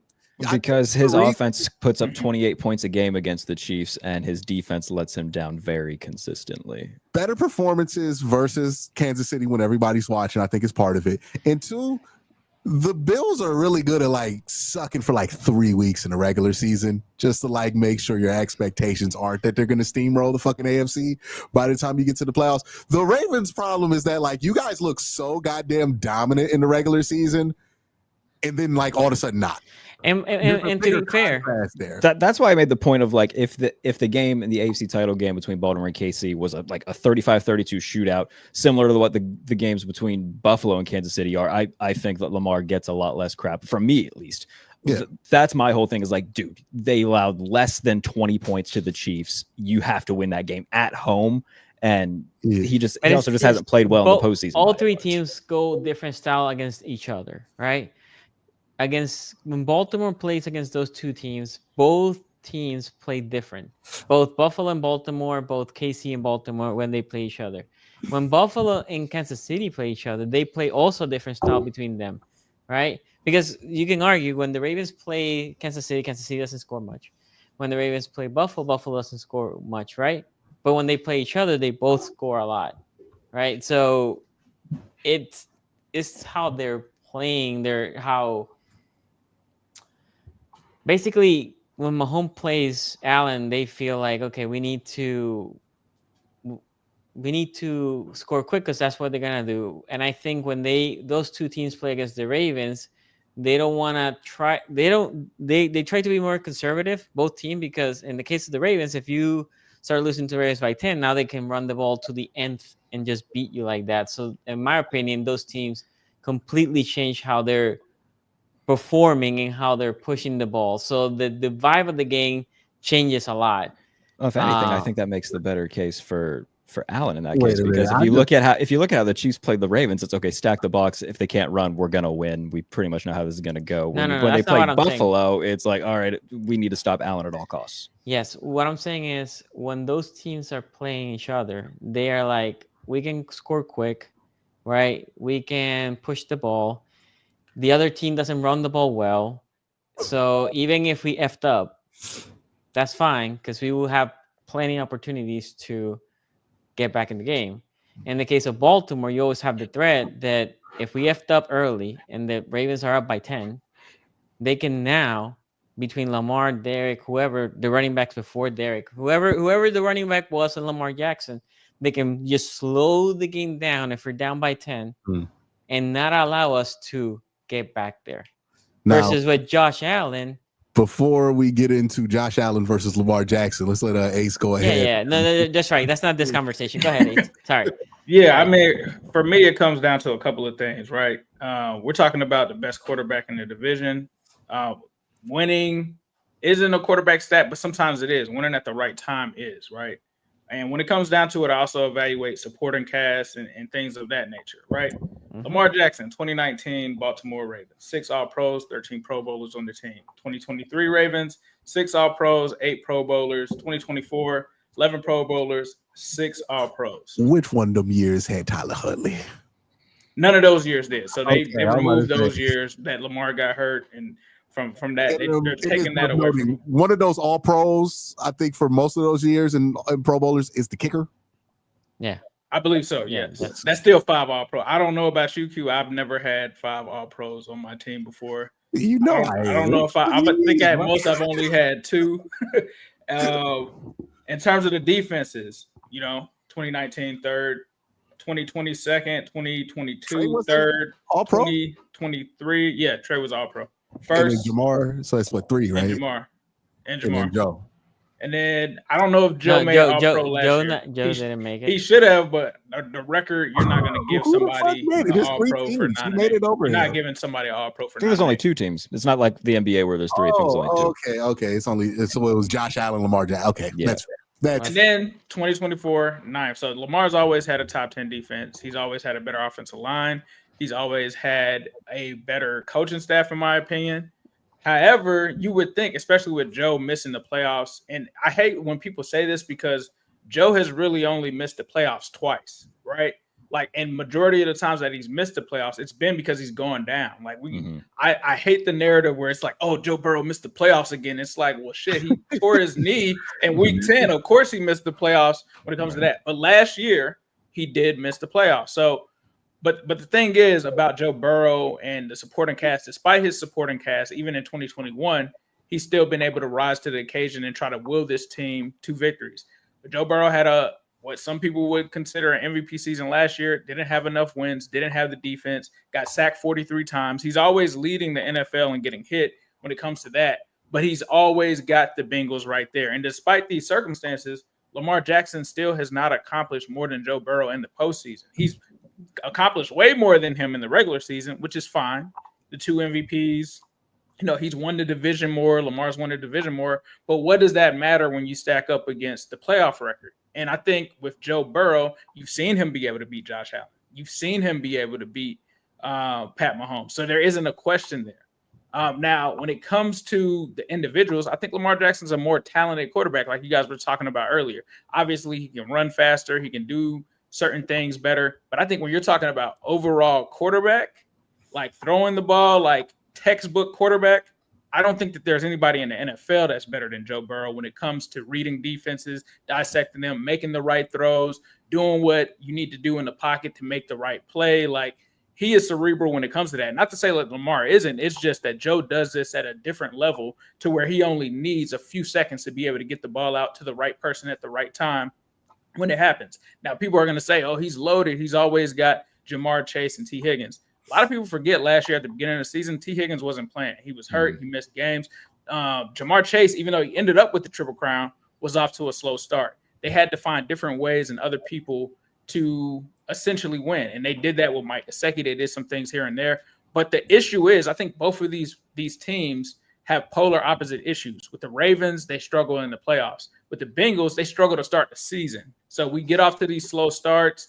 Most of the time, it's because Joe is coming off of an injury. They're not playing him that much in the preseason, or he's not playing in the preseason at all, or he's not playing in training camp. It's always something with Joe Burrow, as I knock on wood right now, because there's never a perfect start to the season for Joe Burrow.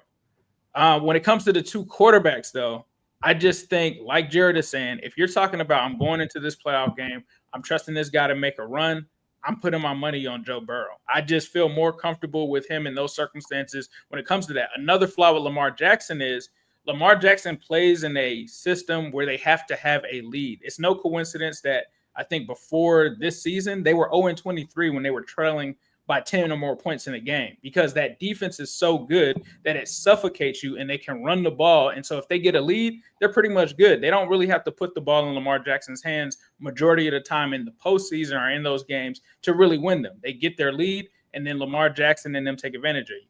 I still think that Lamar Jackson is a top 5 quarterback. The people that kind of slander Lamar, I really don't get it. He's a great player, but I think the type of strategy that you have to play with Lamar Jackson, you can't do a situation where Joe Burrow goes down by 3 scores to the Chiefs and he brings us all the way back in the game to win it. I don't know if you can do that with Lamar Jackson. I don't think we've seen that with Lamar Jackson. I don't think we've seen him step up in the ways that he needs to, in the ways that Joe Burrow has done in the playoffs. And a lot of people try to say in the 2021 season, oh, you only had to play Derek Carr and all of that. That's true.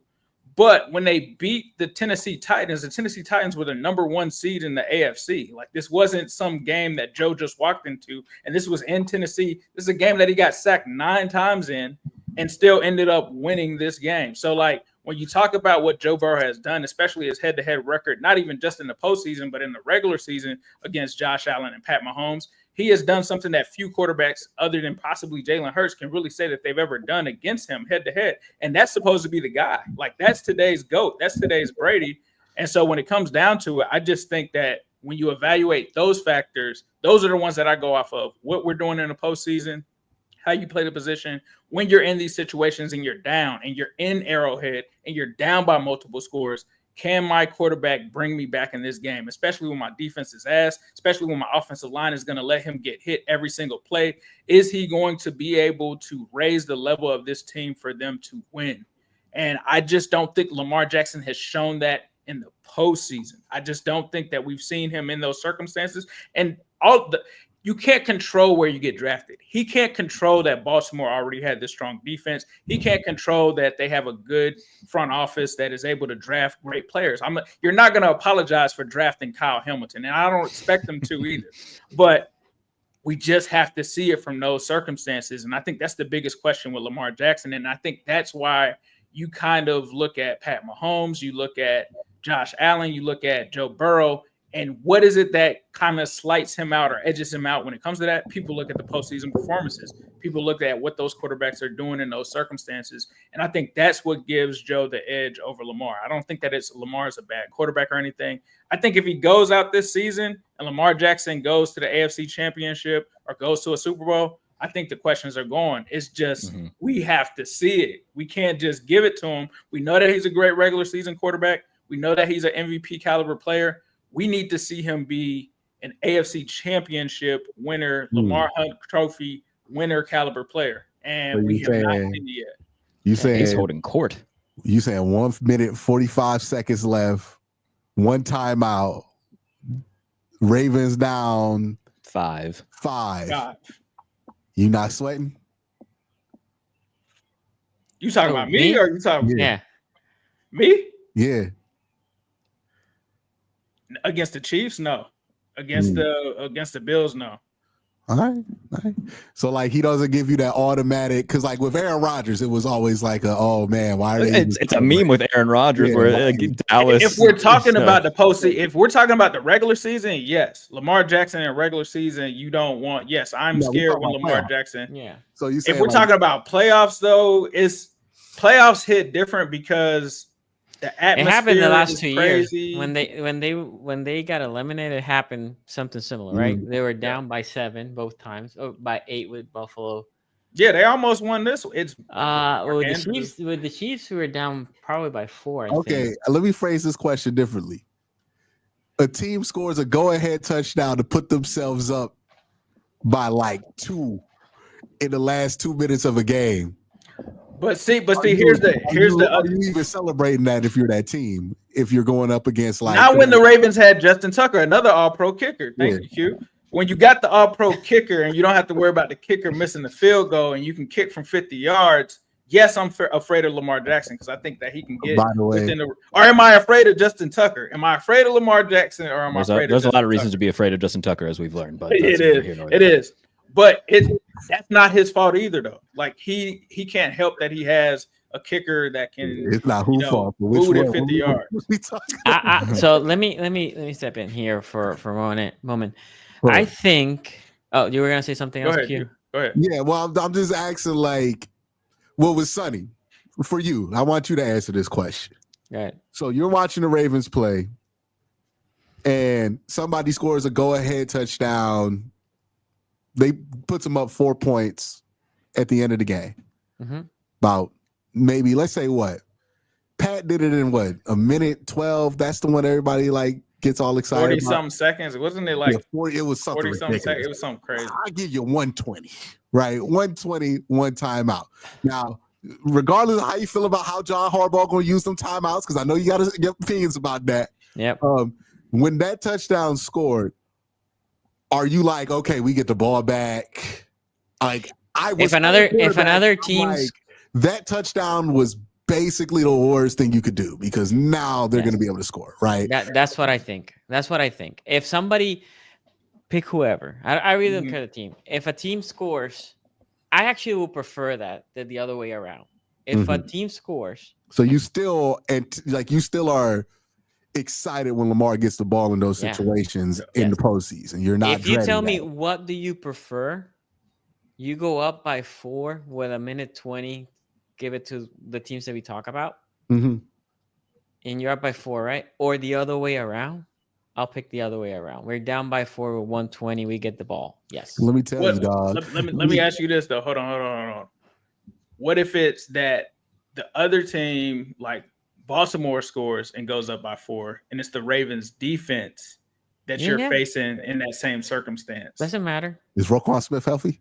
Yes, doesn't matter. Roquan Smith is healthy. You have to score on. You have to drive on the Ravens defense at the end of the game. You can't kick a field goal. You have to score a touchdown. Okay. Look, are you more scared of the Ravens defense or the Ravens offense being down? I'm confident by both units. I like my team a lot, but if you tell me what do I prefer Lamar with the ball at 120. Okay. That will be me. Because I know if I ask Ace this question about 2015 Bengals, he's like, we need to stop.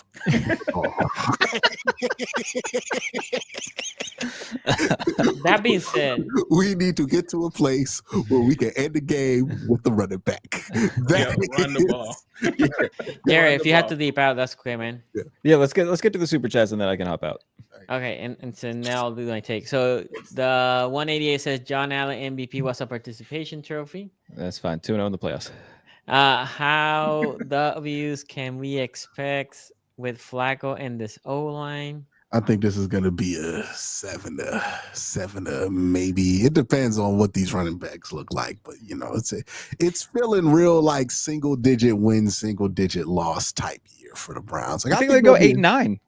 Yeah, I think I think the Browns will be better than what most people think, because I think a lot of people from the outside looking in are expecting a train wreck. Outside of the Shadur stands out there, right, who think Shadur going to like magically put this team to 13 wins. I think most people are expecting this team to be a train wreck. I don't think they'll be that. I think the defense will be pretty good. They got enough on offense to where I wouldn't be surprised if Stefanski puts something together that can you can get good performance of on first drives and like out of halftime, and that can get you a couple of wins. I think there'll be a scrappy team. There'll be kind of the team you don't want to play before you play like a Kansas City, where you're like, oh shit, let's not sleep on them. The Browns can get you. But the offensive consistency, and I don't think our field goal kicking is going to be good enough to be like over 500 with that. But I think they'll be like that same kind of team the Colts were for the last couple of years, where you're like, yeah, they're fucking annoying. Like you can't sleep on them, right? Like they could beat you. Sure. Because last year, I mean, to be fair to this Cleveland team, look, they were a 3-win team last year, but 2 of their wins were against playoff teams, and those were like the 2 games they got decent quarterback play. If they get like average quarterback play, then they can beat anybody. They're a pretty good roster. It's just a question of how consistently are you going to get that, which I don't think you're going to get enough to be a playoff team or anything like that. But yeah, that's kind of where I sit with them. Okay. Is Lamar LeBron before he went to Miami right now? That's a good job. Where he has an argument that he's the best player in the league, but can't get wins. The Cavs were not good. He ain't bring. Oh yeah, that's true. The Cavs had a horrible roster. Pavlovich to the finals. Okay, like Lamar has not. Like that's the thing. when LeBron wasn't getting to the finals, people were like shitting on him because he's not Jordan. But the fact is that there were so many LeBron playoff moments before he ever touched the NBA finals to like show you that he was a top player in those situations. I don't really got a great Lamar playoff game that I can go back to and be like, damn, he was in his bag that day and he really shut a lot of people up, in the same way that you have multiple of those games with LeBron against the Wizards. You know this, Sonny. And against like the Detroit Pistons to eventually get to the finals, right? Where he scores 25 of the last 26 points. There's nothing like that in Lamar's dialogue right now. I think it's really just it's really the Dirk conversation where it's like, yeah, the Mavs are always good in the regular season, but like I ain't putting them over the fucking Spurs. Yeah, I think LeBron is more like Cam Newton with the 2015 Panthers. Boobie Gibson, Philly Brown, a lot of similarities. Yeah. King here says no playoff credit from games 3+ years ago. Ted Ginn was a starter, dog. Ted Ginn was wide receiver one. It was like, that Mo Williams? That's Mo Williams. Ted Ginn was Mo Williams. No, people was like, yeah, man, Kelvin Benjamin's legit. Big Z. Greg Olsen was Big Z, I guess. Yeah. Olsen was a good player. He was solid. Good. Yeah, that's what he was an all-star. Yeah. You know what I mean? Like, you know, but yeah, I think that's a better comp. Is 07 Broad is definitely Cam Newton day 1 year. Max Outfit says, and then when it went wrong for Bron in that finals, oh boy, that was just like in that Super Bowl. Just like in the Super Bowl. It was an ass whipping, no stop, no breather, just take it.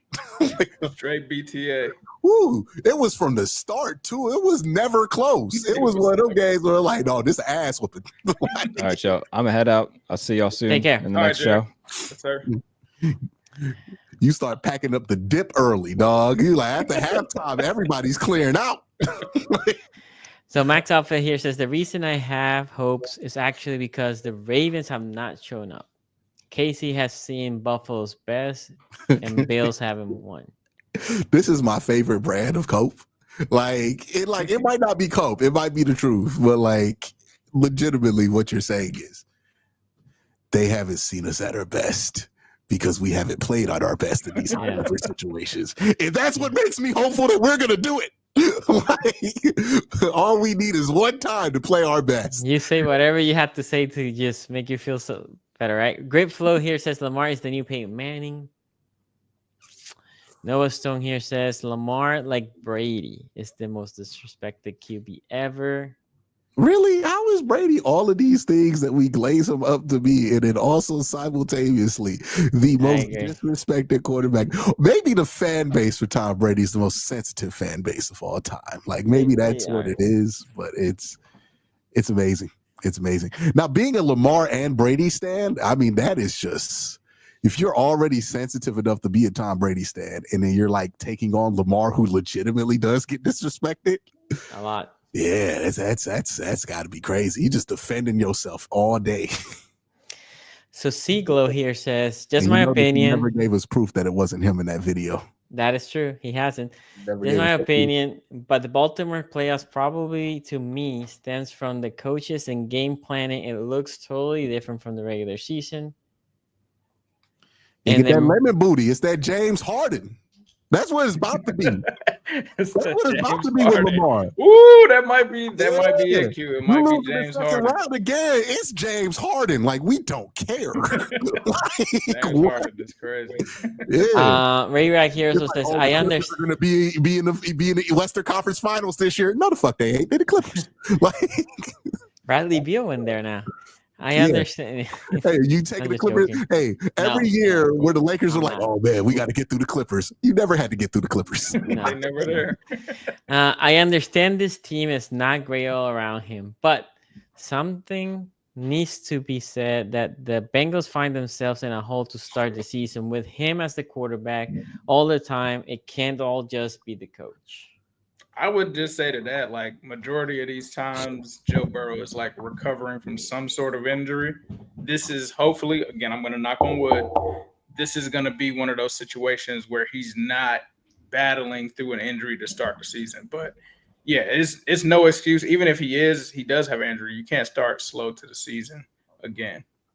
And I get you, Ray Rags, but I think it's the Ben Roethlisberger rule. You could do all that dramatic shit as much as you want, as long as you overcome it, right? Yeah. Like this was the one year he doesn't get the pass because of like, oh, you started slow, and then it cost you at the end of the day because you didn't get that one win against the Patriots early on. Yeah. But if you're getting away with it at the end of the day, then it don't really matter if you start slow because you don't really cost yourself that much.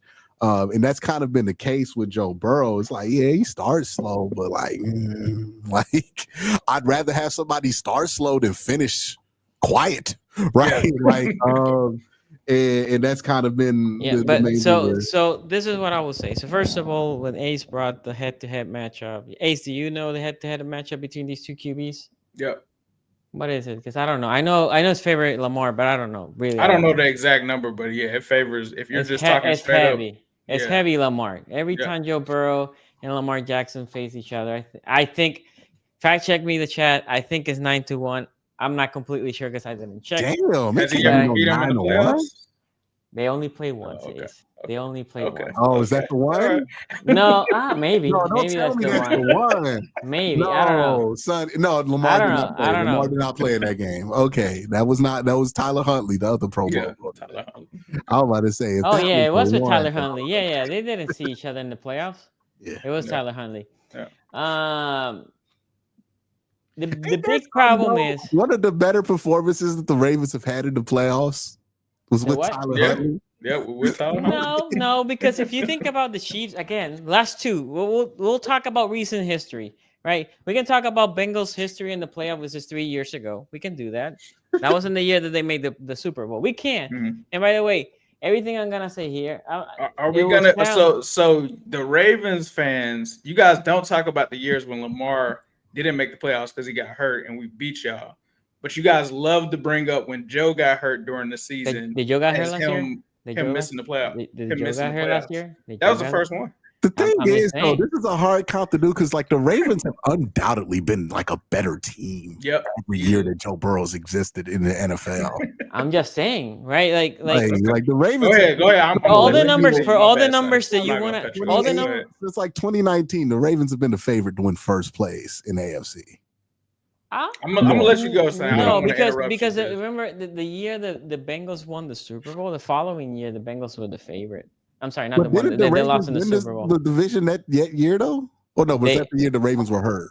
Mm, They went like 8-9. I can't remember. What year was it? Ace, was it 2021, right? So 2022, Lamar was hurt. That was when Tyler And it's Huntley it's lost not the 9-1. You guys also do this thing where you add in Andy Dalton and Jeff. No. Driscoll No. year. No. We got to do Lamar versus. That's what I Burrow, said. not No. Lamar versus the Bengals. I said Lamar, and I said I don't have the number. I say fact Joe check me. Burrow's the chat. record just against the Ravens. No, against itself Lamar. I is said three- Lamar and Burrow. No. This is what I'm saying because you said 9-1. You said like a 9-1 number. Yeah, I His don't- I said record I don't versus the Ravens period is 3-6. So 9-1 is not. Okay. That's not accurate. So somebody in the chat put is 6-1. I can figure it out for a second. But anyway, the offensive numbers that the Bengals love to show, right, with Burrow, which they're incredible. I'm not disputing that. We'll have the wide receiver here rankings shortly in the next couple weeks. We talk about the Bengals as having. Some people argue the best receiver. I will say arguably the best. I will say Lamar Chase is the best receiver because he has hurt me the most of all Did the Joe Burrow receivers in play the that NFL. first game in his career. That was week 5, right? He played in that first one. I think he played in the first year because they sacked him like 7 times. There was a game where they sacked Joe Burrow like 7 times. So he definitely played him. I don't know if the we loss. played him the second time. The loss we have against the Burrow has against Lamar is the one that he put like 525 yards, something like that. The Wink said something. Yeah. Yeah, that was Yeah. week 7. Anyway, but then if we talk about T. Higgins, because again, we want to compare what the quarterback has. T. Higgins is probably currently the best receiver in any of the other teams. I like him more than DK Metcalf. We'll talk about when we talk about receivers. I'm not the biggest fan of DK Metcalf. So when we talk about numbers, if we go numbers offensively for Lamar and Joe Burrow, and we talk about we have Chase, we have T. Higgins in the case of Joe Burrow. In the case of Lamar, You have Zay Flowers that I like personally, but I know how the rest of the fan base of the other teams feel. Mm-hmm. I like Bateman. I'm Mm-hmm. not here saying Bateman can tie the shoes of T. Higgins and Okay. Jamar Chase, right? Mm-hmm. But of course, the numbers should be leaning offensively to the Bengals. Lamar Jackson at the end of the day last year, if we go, I put a little table here. Where is my little table here? If Are we you go just by including passing, or are you including rushing? no, we can talk about yards at the end for rushing. 2,000-yard rusher is pretty good too. You know, the what? I like Derrick Henry. You know. Yeah, but I'm talking about passing, right? The passing yard. To be fair though, like let's not act like Lamar's not a huge part of No, the he is. behind him, right? Yeah. So last year, Burrow threw 100 more yards, I don't threw know 2 if he's touchdowns gonna help more. be the one making it happen. You know what I mean? You said Five- 800. What about completion percentage? Completion percentage was 4% more, right? Passing rating, the Lamar had more, had 5 less interceptions, including Joe Burrow having that 1 interception that cost the Bengals the game against the Ravens. Yards per attempt. Lamar had the fumble, but you guys recovered it. Yeah.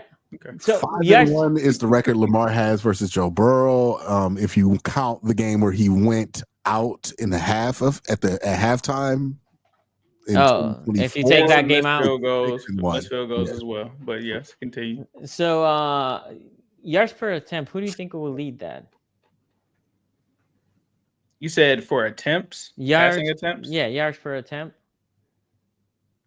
Probably Lamar. I'm not expecting that he's thrown it as much as Joe, considering we were the number 1 passing offense in the NFL. Yeah, Lamar 8.8, 7.5, adjusted net yards 10.15. And then the rushing numbers are the rushing numbers, right? And then we can go and talk about So I'm not even counting the rushing numbers, right? But that is heavily, obviously, on Lamar's side on how Lamar's game is. To be fair, Zach Taylor is a huge part of the problem there. No. I'm not saying that. I know we're saying like the Bengals, like you could make the argument that Joe has less help because of the run game, but the run game ain't because they ain't helping Joe Burrow. It's just because like Zach we don't have a run game. We don't have a Baltimore Ravens run game. We don't have a 2,000-yard rusher we can hand it to. The other thing too is I think they feel like they're missing. I feel like that's something that they have openly sacrificed, where it's like we don't even consider this. Like all of our help is wide receivers. Not only that. In the case of Lamar, obviously is so dynamic that he produces. I mean, Derrick Henry was fantastic, but he came to Baltimore. He basically ran for 2,000. Before Derrick Henry, we just basically put a bunch of running backs together, and between them, rush for 1,500 at least, plus whatever Lamar rushes, right? And that is a big part of Lamar. If you go back with Joe Flacco, this is crazy because when we did running back rankings, I said this on the show, and people were like, "Oh no, you can't count the Lamar Jackson factor for the rushing." Yeah. You know, J.K. Dobbins and Gus Edwards, they're really like that, bro. They're really better than the Ben. Okay, all right. Tell me where they are right now. I'm exactly. Just saying, I was saying that they weren't as good. That's literally my point. Okay, point taken. My point to you is, even if you want to discard Lamar Jackson's rushing yards, which they're heavy, no, you can't do that. Right? You can't. I think if you then count Lamar Jackson's rushing yards and rushing, I think the question that needs to be answered here is how much of Lamar Jackson's help that people point to as like, oh yeah, he has all of this, is a function of Lamar Jackson himself, right? So that's what I was going. But isn't the total yards if you add up Burrow's and Lamar's passing and rushing yards, isn't it damn near the same thing?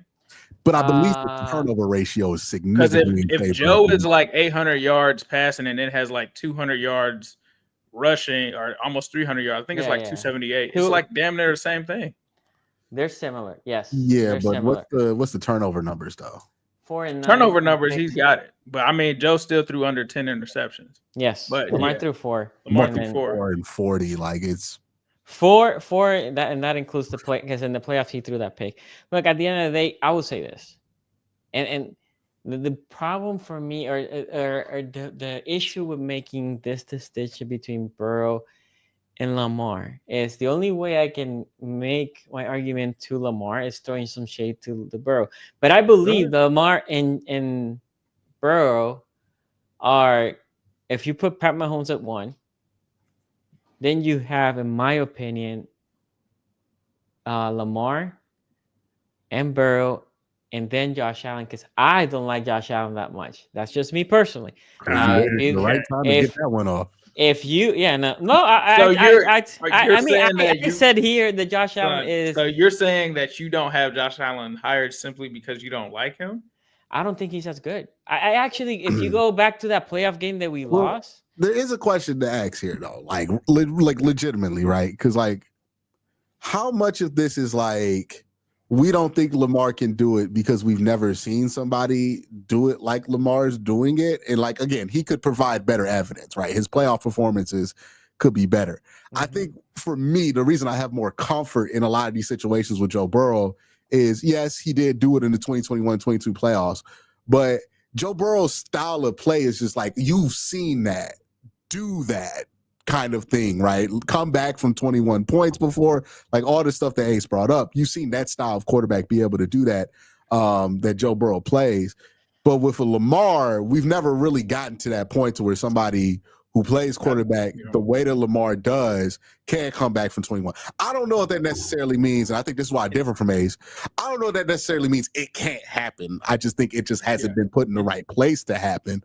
And I think that's really like part of what I think makes people feel more comfortable with the Joe Burrow or Josh Allen. It's like at the end of the day, you can point to other great NFL players that have won championships and say, Joe Burrow reminds me of this guy. Josh Allen reminds me of that so guy. Lamar's different. Obviously, Lamar's different. I have to say this for Jared because Jared isn't here and he's a resident Josh Allen guy.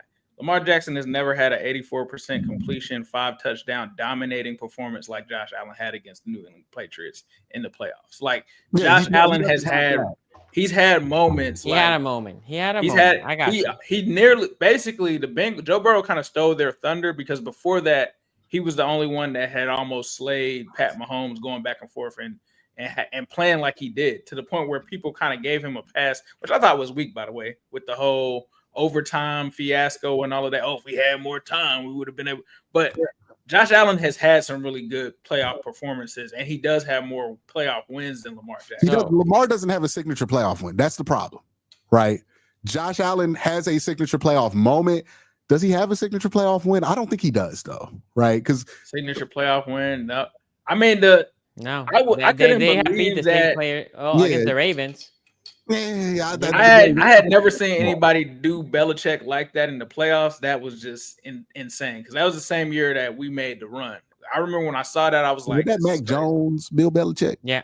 Remember they were hyping Mac Jones though. They were like, oh yeah, they was hyping Mac Jones, and then that happened, and it was like, yeah.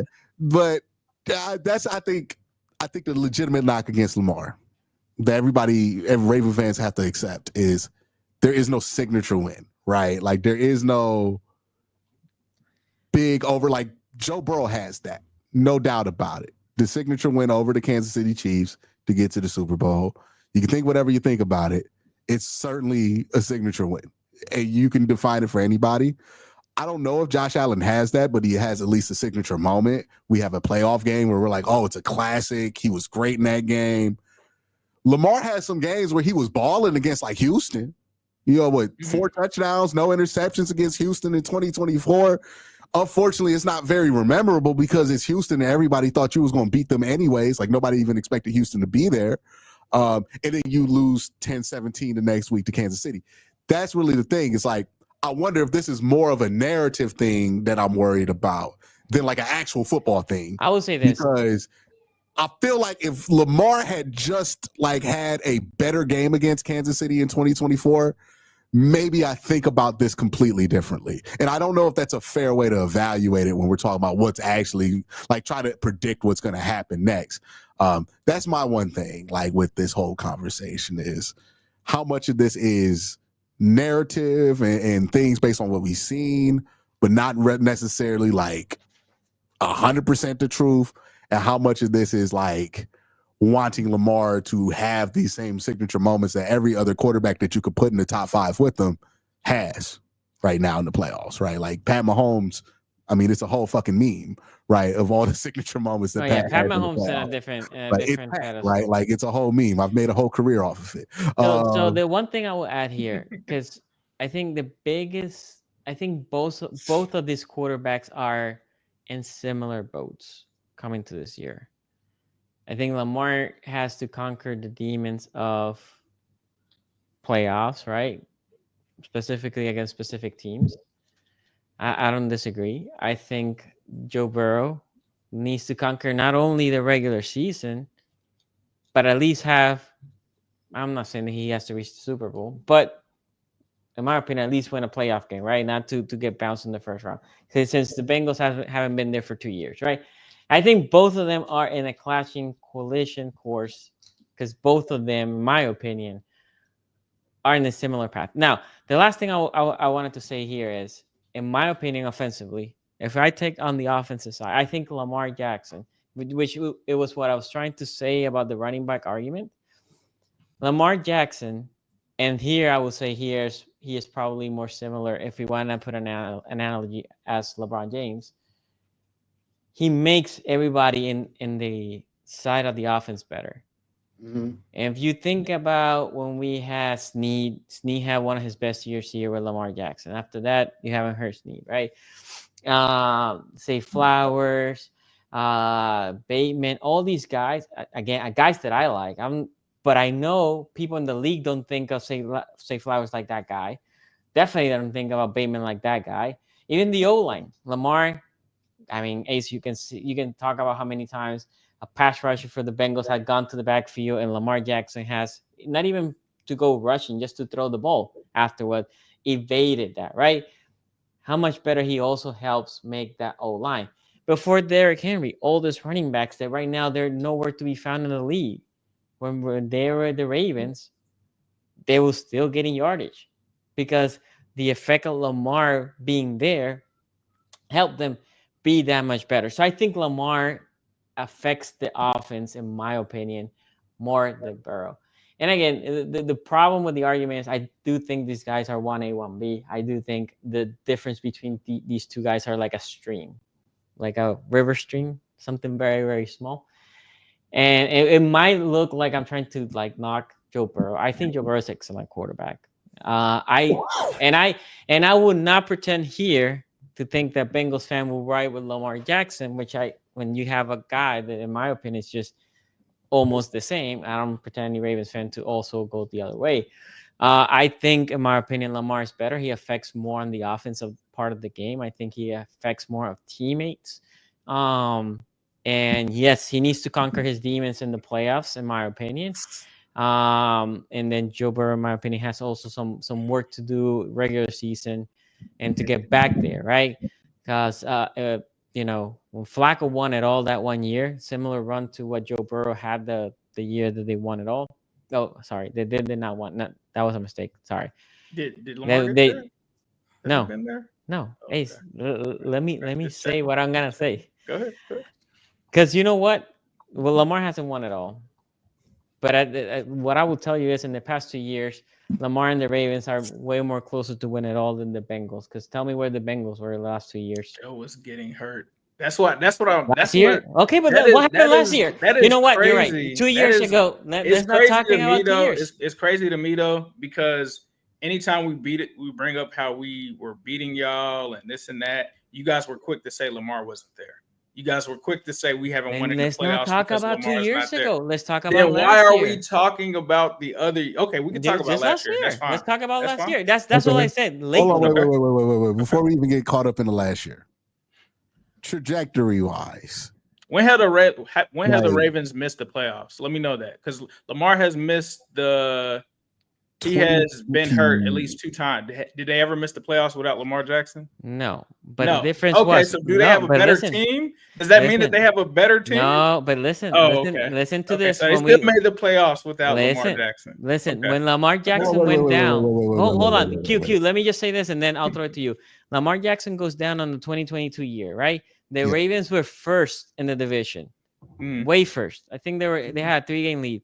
Lamar Jackson misses, I think it was the last 5 games. The Ravens go down to be a wild card. The Bengals win the division that year, 2022. Yes, we went to the playoff. It wasn't because Snoop Holland was balling. I think he went 1-4. But yes, we make the playoffs because of Lamar's record in the first 10 games, right? And yes, we Wait, lost. hold on. What was the record? So his record where y'all were like 9-1? It was something nasty. I remember. It was something we crazy. were, It was something nasty. I think we had like 3 losses, and then we went 1-4 to finish, something like that. That was what year? Are we talking about? 2022. I could look it up. But what was your question? What was your question, Q? Lamar went 8-4, and then Snoop Huntley went 2-2. So Yeah. like, And then we were winning the division, and then we lost it. And then yes, we went to the playoff. It wasn't because of Snoop Huntley. It was because of the record that we started, right? And then yes, you can say yes, you guys made it without Lamar Jackson to the playoff. Yeah, we did, but it was because of the record that he left behind. That was it. and it was because you played a pretty soft schedule down the stretch that year. That he went 2-2. Yes. They didn't have to play anybody like that. Yeah, Okay, but that even Deshaun more. Watson Browns. Okay, well, if you're just putting it Denver. on this year than last year, then that's fair. But majority of Ravens fans, they try to count the years that Joe was hurt. But I specifically remember when we talked about the Ravens struggling and all of that, they always were like, well, Lamar wasn't there the last 2 seasons. And we gave them the benefit of the doubt on that. So if you're strictly talking about last year, that's fair. That's fine.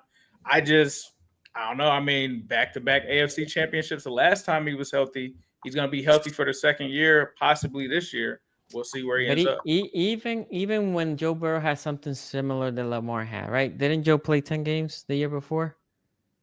The year before, did he play 10 games? I think so. How is this getting to the bottom of who's the better quarterback, though? Like, I think at this point, we're just talking about supporting cast and all of that. Like the supporting cast, the all-pros, all of that. I don't think a lot of Bengal fans are going to disagree with you, Sonny, if you say like the trajectory of the Bengals is not necessarily. Well, I don't know.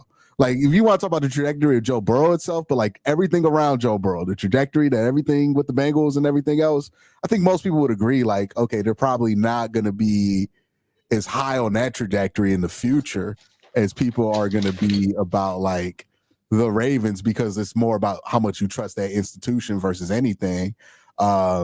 So yeah, I get. Well, my point was more on the offensive side that Lamar makes everybody better around him. So Lamar in the offensive side, the Raven has gone away with lesser I just don't talent. know if you can Joe definitively Burrow answer that makes the question. Bengals better. Like Yeah. if you didn't have Joe Burrow last year, as much as you want to say that Bengals didn't make the playoffs, the team's not winning 9 games. I think we're trying They're to not argue winning 9 something games. subjective, because like you can make the same argument that Joe Burrow makes his team better because like the Bengals aren't that good of a team now without him, right? Like I think there is that. Like as much as people are like, oh well, he has Jamar Chase and T. Higgins, we can make that argument. He can't help where he plays, but like we don't until we see Joe Burrow play somewhere else or play without those guys, we're not going to really have an answer on that. The same way with like Lamar, this shit's hard to figure out because Lamar makes so many different things better that it's like, okay, well, what is just Lamar and what is just kind of good scheming around him or good coordinators or having good coaches around him, right?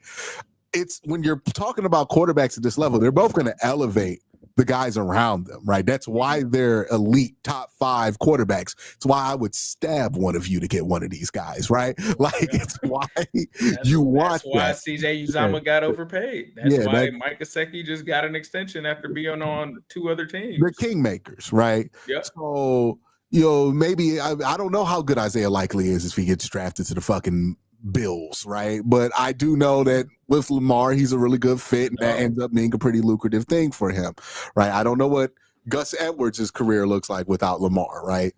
Because by the time he left Baltimore, he was already dinged up to all hell and worth.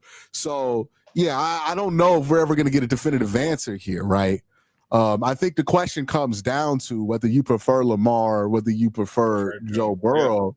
Is just like, hey, how much are you factoring in this postseason stuff, right? How much is that going to allow you to taint what you think of Lamar Jackson? Because I think if we're looking at this statistically, Lamar Jackson, on paper, undoubtedly more impressive resume than Joe Burrow. No disrespect to Joe Burrow, just Lamar has one of those. Like he could retire with those numbers and be in the Hall of Fame in 5 years. It's like, hey, how much do the postseason questions affect you? That's why I asked this question at the start, because I knew it was going to be the main factor.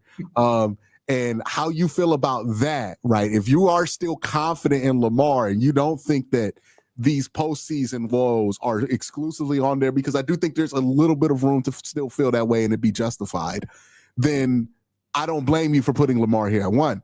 But if you are past that point of benefit of the doubt with the Ravens and Lamar Jackson, which I also don't blame people for being, then yeah, you're going to put Joe Burrow here, right? I think that's the deciding factor. If Lamar Jackson put up great numbers in the playoffs like he did in the regular season, we wouldn't even be having a conversation. Yep. I think I understand why people are like, hey, Lamar opened the door for us to even compare Joe Burrow to him. That's why people are more comfortable putting Joe Burrow there. I think that's the crux of this debate. And honestly, we're not going to really know until it's all said and done with both these guys. Yep. But yeah, like you could be frustrated with where this conversation is at on either side of it. But, on Lamar's side of it, Lamar's played himself into this, right? He certainly, if he was more successful in the playoffs, he probably would have a third MVP. But if he was more successful in the playoffs, it wouldn't be a debate at all. Yeah. It'd be open shut case. Yeah, until Joe Burrow gets like a Super Bowl ring, and then maybe you can compare it to him. But I think that's where this is. And if you're the Bengals and you're like, oh, well, why aren't we getting that benefit of the doubt? Well, if Joe Burrow got to the conference championship last year, I don't think this is a conversation. I think I'm putting Joe Burrow here at one easily, but that didn't happen. So now it's just a debate. Mm-hmm. Right? That's what I said earlier. Beautiful place to end this. Yes. Well, we have super chat. Yeah, yes. Super chats. But also that's what I said, that these two quarterbacks are on a collision course to fix that narrative this year. Anyway. We have some super chats here. Says Ellie says, if we gonna glaze Allen for beating Mac Jones, then we gotta give Lamar credit for beating CJ. This is why I shut it down when I was like, hey dog, I know it's Belichick, but we talking about Mac Jones Belichick. That ain't the same. That ain't the same. No. Eli Sports Guy again says, beat Steelers last year in playoffs and came back down 10 versus Titans in playoffs. I get what you're saying, but like, ain't nobody thought the Ravens was going to lose them games. Like, it's just, I don't know how, this is one of those things with Raven fans where it's like, you can try to like, make me, 2 games. Gotcha. Not have those questions about Lamar. But the fact is, this is one of them things you can't quantify. You know it when you see it. James Harden wasn't quantified. You just knew it when you saw it, where you're like, this dude ain't the same. And this is what it is with Lamar, where it's like, hey, when you get into those moments where you feel it, where you're like, oh, this is where a big-time player starts to do some shit, Lamar has not had those moments where he stepped up with the frequency that you would like for somebody with the resume that he has. Like, acting like that's not a thing is crazy to me. Like, it's absolutely a mark on his resume right now is what is Lamar Jackson in the prime time, in the clutch, right? And in the playoffs.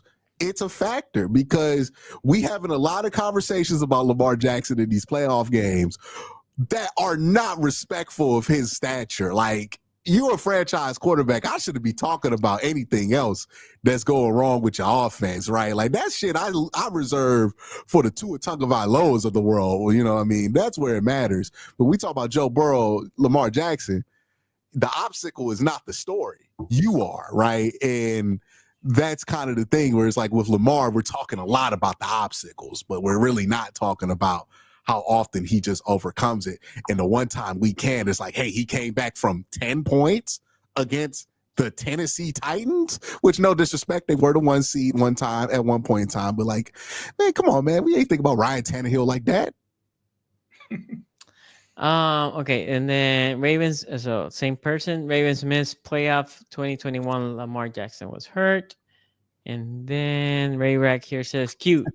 Shout out to you, Ray Rack, again. Appreciate all the super chats. That's what I'm thinking about. I'm sitting out. Go ahead, read the comment, my bad. Cute. Just out of here chilling, knowing we have a 40-year-old old Flacco and a 27-year-old dude who popped his hamstring sprinting in an unpaid practice trying to be the week 1 starter, so this argument is just entertaining for him. Hey, look, the whole Joe Burrow, Lamar Jackson thing, that ain't got nothing to do with me because by the time the Browns can enter that conversation, that's gonna be they gonna be old man Joe Burrow and old man Lamar Jackson at that point. You know, I'm trying to get that next generation. You know, I'm trying to catch Lamar at 33, right? I'm trying to see if Joe Burrow go request the trade. That's the window I'm sneaking into. Like, all right, we gonna have a quarterback by then. So before we close this, let's put the votes, you guys, the fans, 253 votes. Last place, Aaron Rodgers, 2%. That's crazy. 9% for whoever the quarterback for the Browns is. That's the title. Second place, Joe Burrow with 38%. Lamar Jackson's 50%. And that was the voting. One thing I am grateful for is that I'm not out here with like either like a mediocre version of Deshaun Watson or like Baker Mayfield trying to gas it up like that one meme being like, no, man, he could be in the conversation with Lamar and Joe Burrow. Well, that was that for that quarterback. I thought it was an entertaining show to come back. We'll be back next week. Bengals fans, you might like this one with the wide receiver ranking. Mm-hmm. So we done with defense, so the Bengal fans gonna like these shows now. It was rough. It was rough. It was rough. I was like, damn, this shit is dire for the Cincinnati Bengals. Anyway, one last super chat before we go. You left it open. It could be anyone at QB for the Browns. LOL. Hey, yeah, it could be, right? Tom Brady could come out of retirement and play for the Cleveland Browns, and all of a sudden, you know, we're number 3. Yeah, so like anything can happen, I guess. But anyway, make sure you hit the bell so you know when we come live. We're still in the off-season mode, so we don't have a set schedule. So make sure you and hit the bell. Okay. Thank you for watching. We'll see you next time. Peace out.